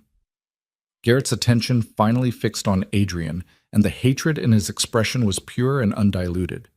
"You're going to regret this, both of you. You think my father's connections are meaningless? You think you can just destroy us without consequences? I think your father is currently calculating whether protecting you is worth losing everything he's built over 40 years. And I think when he does that math, you're going to discover that even unconditional love has limits. You don't know anything about my father. I know he's had 3 more contracts suspended pending investigation this afternoon. I know 2 city officials he considered allies are suddenly too busy to take his calls. I know his accountant received a very interesting visit from the IRS about irregularities in Morrison Construction's tax filings going back 7 years. Adrian's smile was sharp. Your father's spending tonight calculating survival. You're the variable he's deciding whether to cut loose. The blood drained from Garrett's face. You're lying. Am I? Ask him. He's over there watching us right now, wondering if this confrontation is going to make headlines tomorrow. Garrett followed Adrian's gaze to where Richard stood near the bar, surrounded by people who might have been supporters or might have been circling sharks sensing blood in the water. Richard met his son's eyes, and something passed between them, a communication Lena couldn't read but understood in its essence. Garrett was on his own. "This isn't over," Garrett said, but the conviction had drained from his voice. He looked suddenly younger, smaller, the entitled prince realizing his kingdom was crumbling beneath his feet. "Actually, it is." Adrian's tone held finality. "Your father will call me tomorrow. We'll have a conversation about how the Morrison family moves forward. That conversation won't include you having any contact with Lena Hart or any other woman without professional supervision and documented treatment. If you violate those terms, the file we've compiled gets released. Every buried complaint, every payoff, every woman you brutalized. Are we clear?" Garrett opened his mouth, closed it, opened it again. No words came out. Finally, he turned and walked away, his shoulders hunched like a man carrying weight he couldn't support. Lena released a breath she didn't know she'd been holding. Around them, the gala continued, music, conversation, laughter. But something fundamental had shifted. The threat that had defined her existence for 6 months had just been neutralized in the space of a 5-minute conversation. "Is it really over?" she asked. "The immediate threat, yes. Richard will call tomorrow. He'll negotiate, try to minimize damage, but he'll ultimately agree to our terms because the alternative is catastrophic. Garrett will be forced into treatment, cut off financially if he doesn't comply, and generally neutralized as a threat to you or anyone else. And if he doesn't comply, if he comes after me anyway, then we release the file and let the legal system handle what we've been willing to manage privately. Adrian's expression was serious. But men like Garrett are fundamentally cowards. Take away their money, their father's protection, their sense of immunity, and they collapse. He'll comply. Maya appeared at Adrian's shoulder, leaned in to whisper something Lena couldn't hear. Adrian nodded, stood, and offered Lena his hand. Time to make our exit. We've accomplished what we came for. Staying longer is unnecessary risk. They moved through the crowd toward the entrance, heads turning to track their departure. Richard Morrison watched from across the ballroom, his expression unreadable, but his posture suggesting a man who'd just lost a negotiation he couldn't afford to lose. Outside, the night air was cool after the ballroom's heat. Their car waited, Maya already coordinating their departure with efficient precision. That was incredible, Lena said as they pulled away from the plaza. Terrifying and incredible. You were incredible, standing up to both Morrison men in their own territory. That took real courage. I didn't feel courageous. I felt like I was about to throw up the entire time. Courage isn't the absence of fear. It's acting despite it. You did that tonight. Adrian's hand found hers again. Proud of you. The simple words hit harder than expected. When had anyone last said they were proud of her? Not for making them happy or being compliant, but for being brave. The drive back to the penthouse passed in comfortable silence. Adrenaline slowly drained from Lena's system, leaving exhaustion in its wake. She kicked off her heels, curled into the leather seat, and let herself feel safe for the first time since this whole nightmare began. Back at the penthouse, Maya did a security sweep while Carlos and Jin took up positions for the night shift. Adrian loosened his bow tie, poured 2 glasses of whiskey despite Lena's weak protest. You earned it. We both did.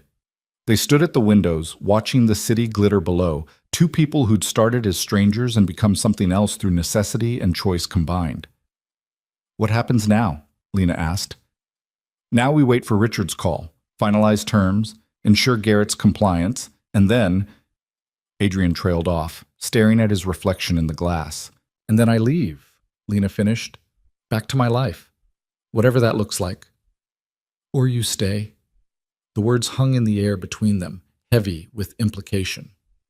Stay as what? Your project? Your charity case? Stay as someone building a life that's actually hers. You said you wanted to design spaces that make people feel things. I meant what I said about giving you projects. Build your portfolio, establish your business. Create something that can't be taken away. He turned to face her fully. This arrangement started as protection. It doesn't have to end that way. Lena's heart hammered. What are you suggesting? I'm suggesting that maybe we're both tired of being alone. Maybe we've found something unexpected in this temporary situation. Maybe temporary doesn't have to be the end of it. You barely know me. I know you had the courage to ask a stranger for help. I know you survived years of abuse without losing yourself completely. I know you stood up to your abuser in a room full of his allies without breaking. That's more than enough to know I want to see what happens next. The honesty in his expression was almost painful. Adrian Moretti, one of New York's most dangerous men, offering not just protection, but partnership. The kind built on mutual respect instead of fear or obligation. I don't know how to do this, Lena admitted.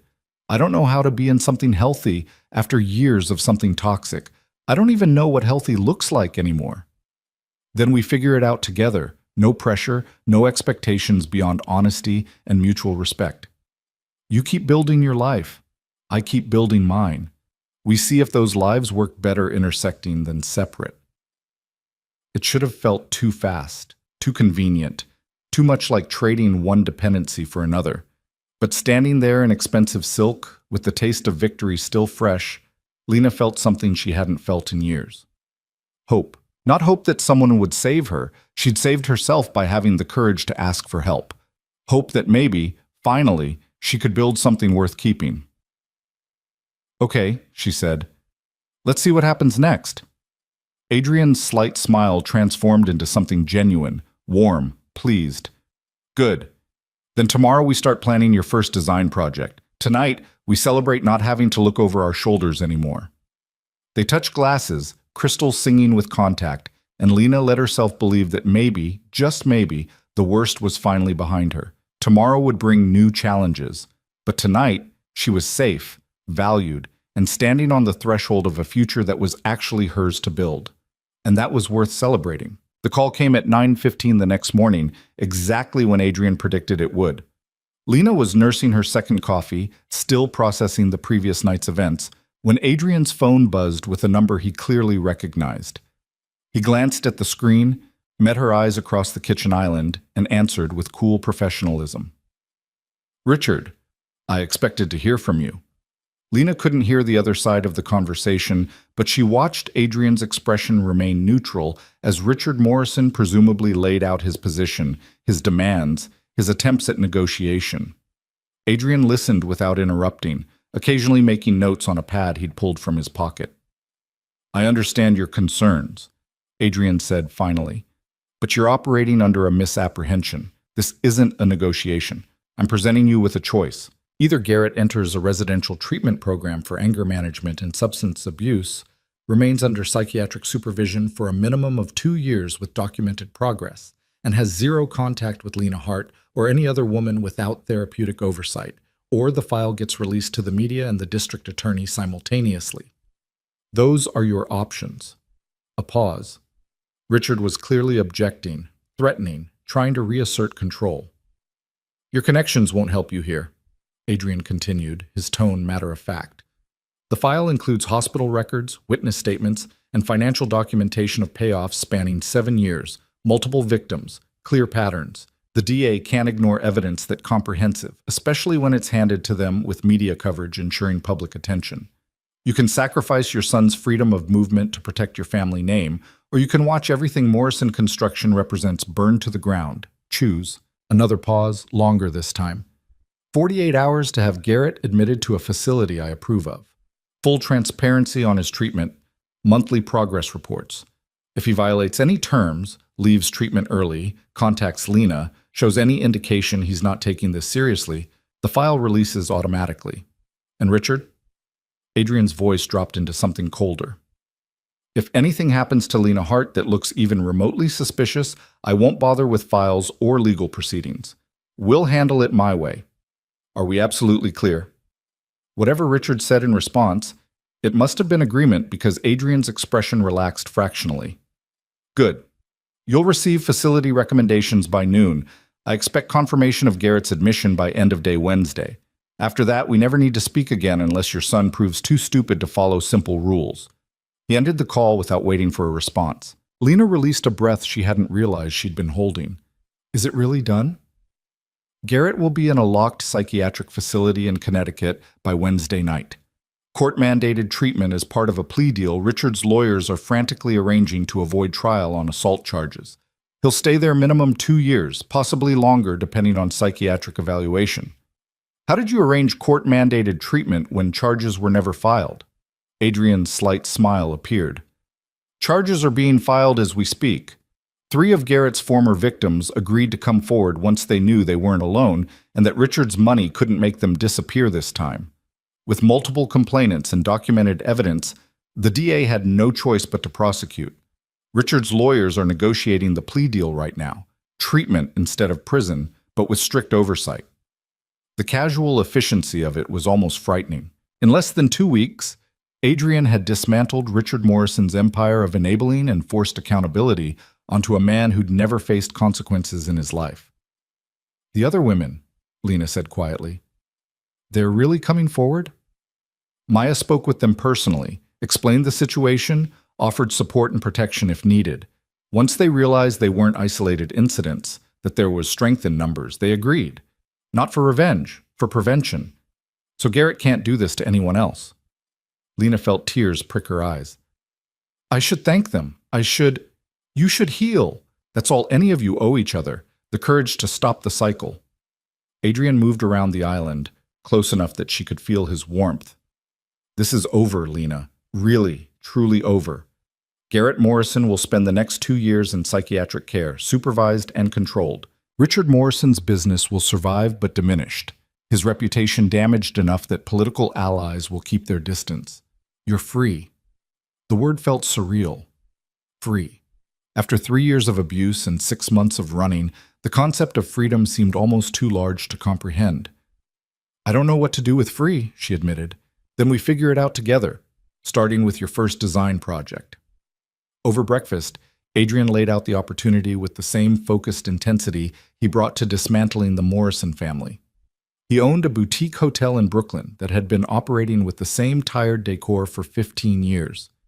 30 rooms, a lobby restaurant, event space for small weddings and corporate gatherings. The bones were good, the location excellent, but the presentation was dated and uninspired. Full creative control, he said, sliding a folder across the table. Budget of $200,000 for renovations. 6-month timeline from design to completion. You document everything: sketches, materials, process, final results. Build a portfolio piece that demonstrates both vision and execution. Lena opened the folder, found architectural drawings, photos of current interiors, financial projections. This wasn't a casual offer. This was a fully developed opportunity waiting for her to claim it. What if I fail? What if I design something terrible and you lose money? Then I lose money and you learn what doesn't work. But I don't think you'll fail. I think you'll create something remarkable because you understand what it means to need safe spaces. Hotels are temporary homes.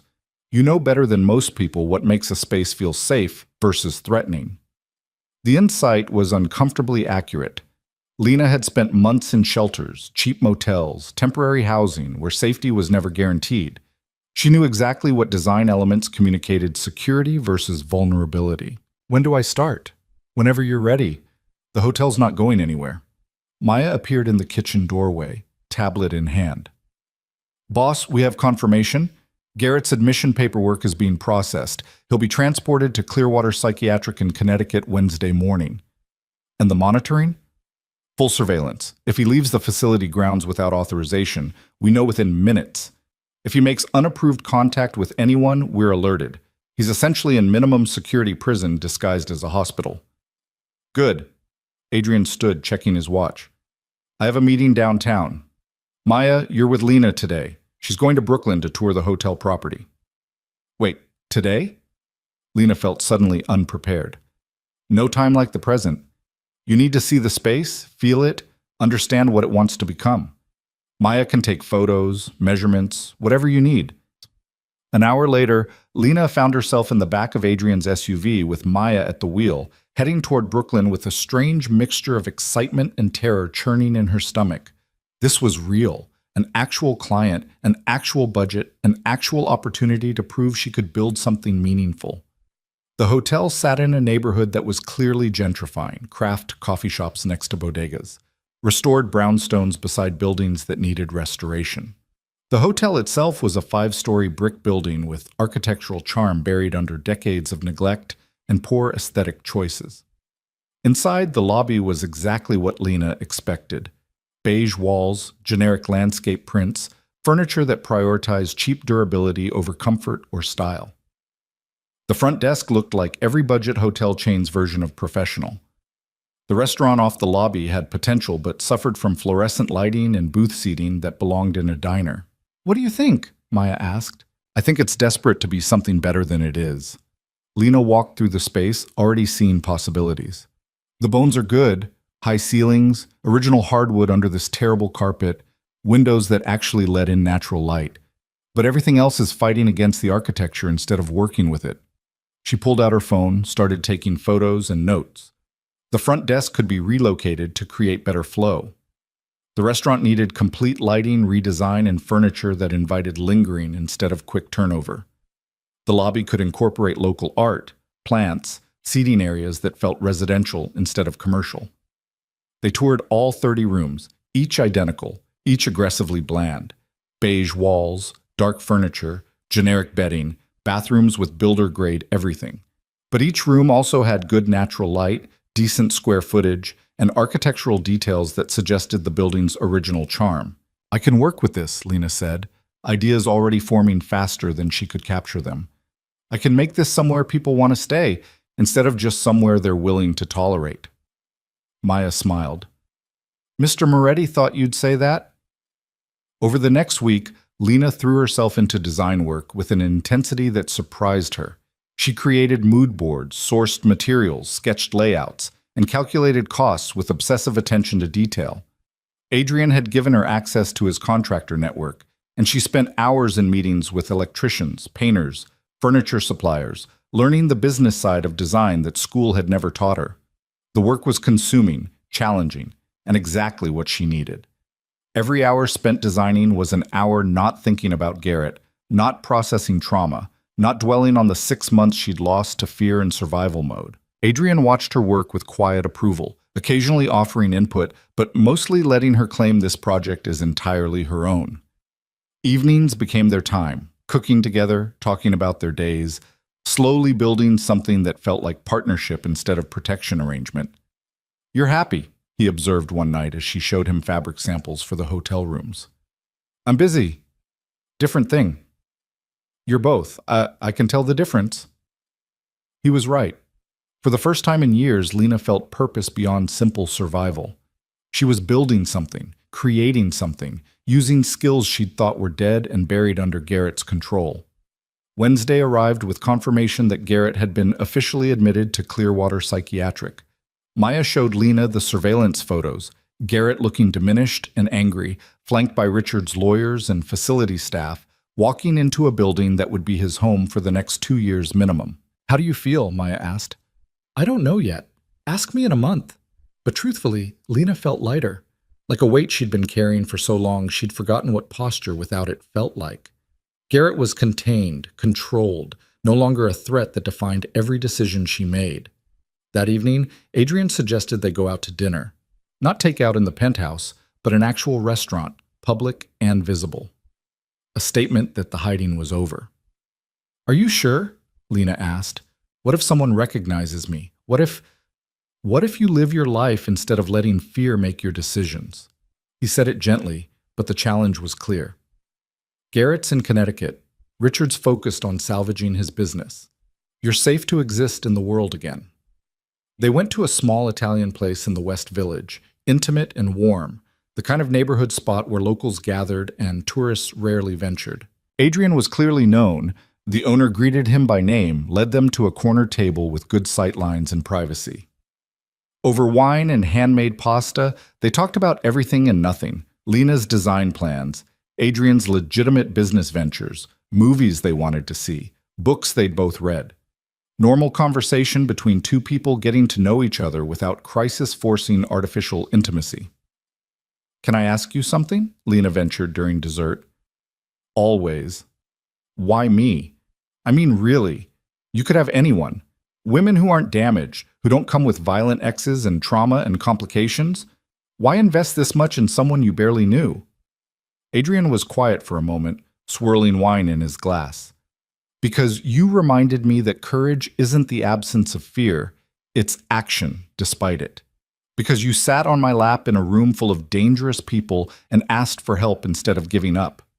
Because every time life gave you a reason to break, you bent instead. That's worth investing in. That's a generous interpretation of desperation. It's an accurate interpretation of strength you don't give yourself credit for." He reached across the table, took her hand. "I've spent 15 years in a business that shows me the worst of humanity. Violence, greed, betrayal, cowardice. You showed me something different, someone different. Maybe I needed that reminder that people worth protecting still exist." The honesty in his expression made her throat tight. "I'm still broken in a lot of ways. Therapy needing, trust issue having, trauma processing ways. Then we find you a good therapist. Process the trauma. Work through the trust issues. Being broken isn't permanent unless you decide it is. You make it sound simple. It's not simple. It's just possible. And possible is better than the alternative." Walking back to the penthouse, Lena felt something shift in her chest. This thing between them, whatever it was becoming, felt real in a way nothing with Garrett ever had. Built on honesty instead of control, respect instead of fear, partnership instead of possession. 2 months later, Lena stood in the renovated hotel lobby and barely recognized the space she'd first toured. Gone were the beige walls and generic furniture, replaced with warm grays, rich woods, and jewel-tone accents that made the space feel sophisticated and welcoming. The front desk had been relocated and redesigned, now a beautiful focal point instead of a barrier. The restaurant glowed with carefully planned lighting, intimate booth seating, and local art that gave it neighborhood character.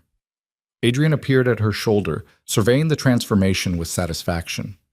"You did this. We did this. Your contractors, your budget, your trust. My resources, your vision. There's a difference."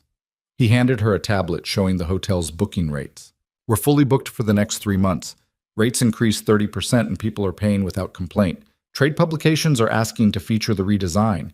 You've created something remarkable." The pride in his voice was unmistakable. Lena felt it too. Not arrogance, but earned confidence. She'd taken a tired, forgotten space and given it new life. Proved to herself that she could build something meaningful. "What's next?" she asked. "That's up to you. I have 2 more properties that need your attention if you're interested. Or you start taking outside clients, building a business that's entirely yours. Whatever you decide, you have the portfolio and reputation to support it now." Over the past 2 months, things between them had evolved with surprising naturalness. They'd started as protector and protected, evolved into something like friends, and gradually become partners in the truest sense. Not rushed, not forced, just 2 people who'd found unexpected compatibility in crisis and chosen to see if it lasted beyond necessity. "I want to take outside clients," Lena said. "Build something that's completely mine. But I also want to keep working with you, if that's not too complicated."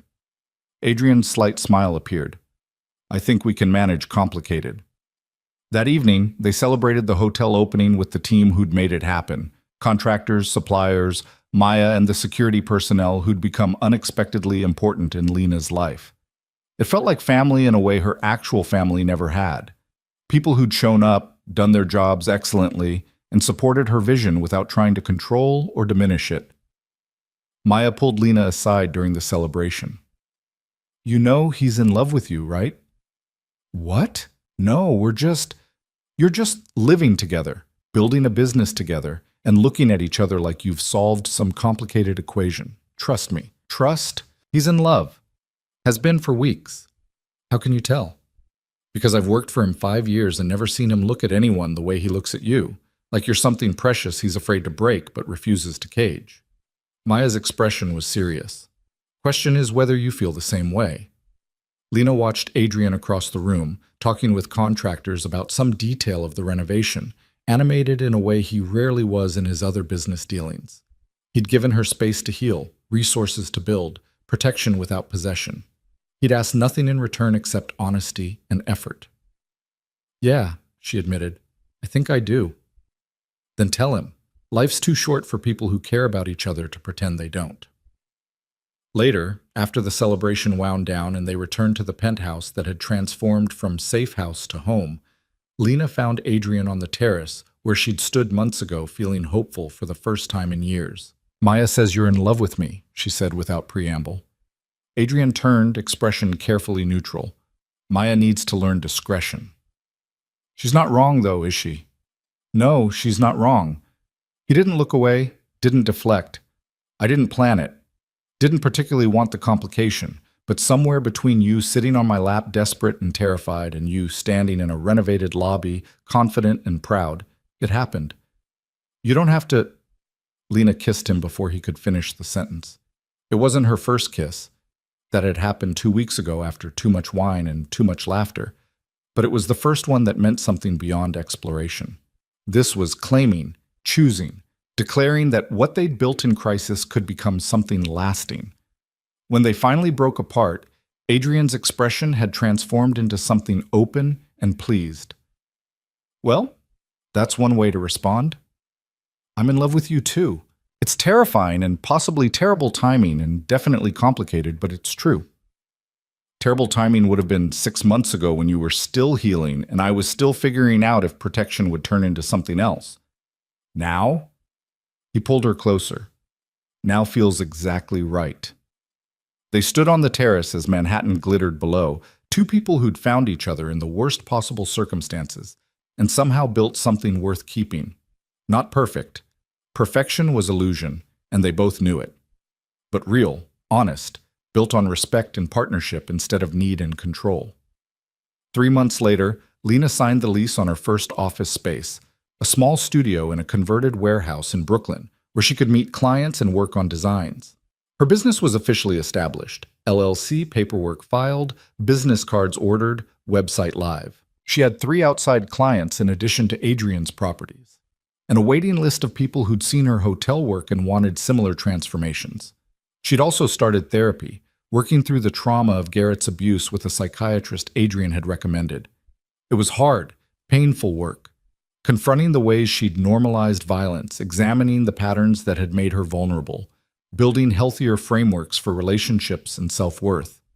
But it was necessary work, and she was committed to doing it right. Garrett remained at Clearwater Psychiatric, his monthly progress reports showing slow but steady improvement. He'd be there at least another 18 months, possibly longer. Lena didn't think about him often anymore. He'd become something from her past instead of a threat to her present. Richard Morrison's construction empire had survived but diminished. His political connections severed, his reputation permanently tarnished by association with his son's crimes. Lena occasionally saw his name in business articles, usually attached to words like struggling and downsizing. She felt no satisfaction in his downfall, just relief that his enabling had ended. The anniversary of the night she'd walked into Club Obsidian arrived without Lena initially realizing its significance. She was working late at her studio, finalizing designs for a restaurant client, when Adrian appeared with takeout and wine. "You forgot what day it is," he said, unpacking containers. "Did I miss something? Your birthday's not until—" Then it hit her. "Oh, a year ago today. A year ago today, you made the bravest, craziest decision of your life and sat on my lap asking for help from a complete stranger. Best terrible decision I ever made." I was thinking the same thing. He pulled something from his jacket pocket, a small velvet box that made Lena's heart stop. "Before you panic, this isn't what you think it is. Or not exactly what you think it is." He opened the box to reveal a key. Simple, silver, attached to a keychain engraved with coordinates. "It's the key to the penthouse," Adrian explained. "Your name is on the deed now. Equal ownership. Not as my girlfriend or my partner in the romantic sense, but as someone who's earned the right to have a home that's actually, legally, irrevocably yours. No one can take it away. Not me. Not anyone. It's yours." Lena's eyes burned with tears she didn't bother hiding. "You're giving me half your penthouse." "I'm giving you security. The kind that comes from ownership, not permission. You've built an incredible business, but businesses can fail. You've built an incredible life, but circumstances can change. This?" He closed her fingers around the key. "This is permanent. Safe harbor. That's always there. No matter what happens with us, with your business, with anything else life throws at you. What if we don't work out? What if then we're two people who own a penthouse together and figure out how to be civil about it? But I don't think that's happening. I think we're building something that lasts. And if I'm wrong, you still have a home. That's the point." Lena looked at the key in her hand, feeling the weight of what it represented.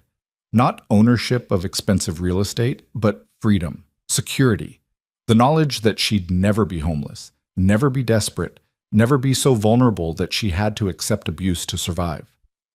"Thank you," she whispered. "Thank you for being brave enough to ask for help a year ago. Everything good in my life since then traces back to that moment." They ate takeout on the terrace where Lena had once stood feeling hopeful about an uncertain future. Now the future felt less uncertain, still complicated, still challenging, but filled with possibility instead of fear. "Do you ever regret it?" Lena asked. "Taking me in, protecting me, dealing with all the Morrison drama?" "Not once." "Do you regret sitting on my lap?" "Not even a little, though I'm still amazed that worked." Desperation and courage make a powerful combination. Turns out they're also a good foundation for everything else.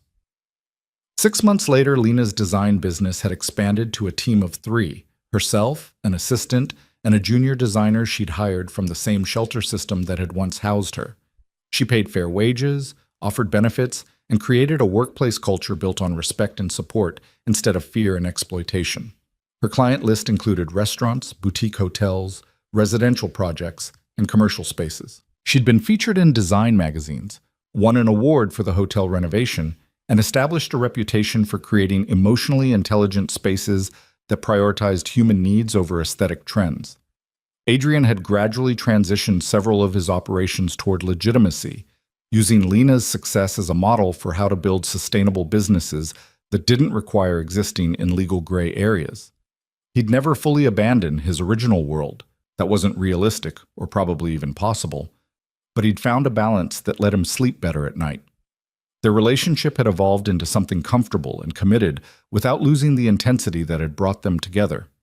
They fought occasionally, usually about Lena taking on too many clients or Adrian working too late. They made up quickly, both too aware of how fragile happiness could be to waste time on pride or stubbornness. On a Thursday evening in early fall, Lena received a call from Clearwater Psychiatric. Garrett Morrison had completed his 2-year treatment program and was being discharged under conditional release. He'd be required to continue outpatient therapy, submit to random drug testing, and maintain no contact with his previous victims. The news should have terrified her. Instead, Lena felt only distant acknowledgement. Garrett was someone who'd hurt her once, but he wasn't who defined her anymore. She'd built a life he couldn't touch. A business, a home, a relationship, a future entirely her own. "How do you feel?" Adrian asked when she told him. "Free. Really, truly free. He's out there somewhere living his life, and I'm here living mine, and those things don't intersect anymore. He's just someone I used to know who taught me what I won't tolerate ever again." That's growth. That's survival becoming thriving. There's a difference. That weekend, they hosted a dinner party at the penthouse. Maya and her girlfriend, Carlos and his husband, Jin and her partner, Lena's assistant and junior designer, a few of Adrian's legitimate business associates. The kind of gathering that mixed worlds in ways that once would have seemed impossible. Looking around the table at people laughing, talking, enjoying food and company, Lena felt profound gratitude. A year and a half ago, she'd been sleeping in shelters and eating ramen, convinced her life would always be defined by fear and running. Now she had family, not by blood, but by choice, and a future she'd built with her own hands. "You look contemplative," Maya observed, refilling wine glasses. "Just thinking about how much has changed, how different everything is from where I thought it would be. Better or worse?" "So much better, it's almost scary." Adrian found her later on the terrace, their spot for important conversations and quiet moments. The city spread beneath them, millions of lights representing millions of lives intersecting in patterns too complex to track. "I love you," he said simply. "Not because you needed saving or because I needed someone to save, but because you're brilliant and brave, and you create beautiful things, and you make me want to be better than I am. I love you too, for seeing me when I felt invisible, protecting me without owning me, and believing I could build something worth having when I'd forgotten how to believe in myself." They stood together as night deepened, two people who'd found each other in crisis and chosen to build something lasting from that foundation. Not perfect, they were both too damaged and complicated for perfect, but real, honest, and entirely their own. Lena thought about the terrified woman who'd sat on a stranger's lap a year and a half ago, desperate and out of options. She'd been so scared, so convinced she was making a mistake that would end worse than staying with Garrett. She'd been wrong. That desperate choice had been the beginning of everything good that followed. The career she'd built, the home she owned, the relationship that challenged and supported her in equal measure, the life she'd claimed as entirely her own. Some moments fracture your life into before and after. For Lena Hart, that moment came when she chose courage over resignation and asked for help from the most dangerous man in the room. Everything after had been the slow, difficult, beautiful work of healing and building and becoming someone who didn't just survive, but thrived. And standing on that terrace with Adrian's hand in hers and her future stretching vast and full of possibility, Lena knew with absolute certainty that she'd choose that same desperate moment again. Because sometimes the scariest decisions lead to the most extraordinary destinations. And she'd finally arrived at hers.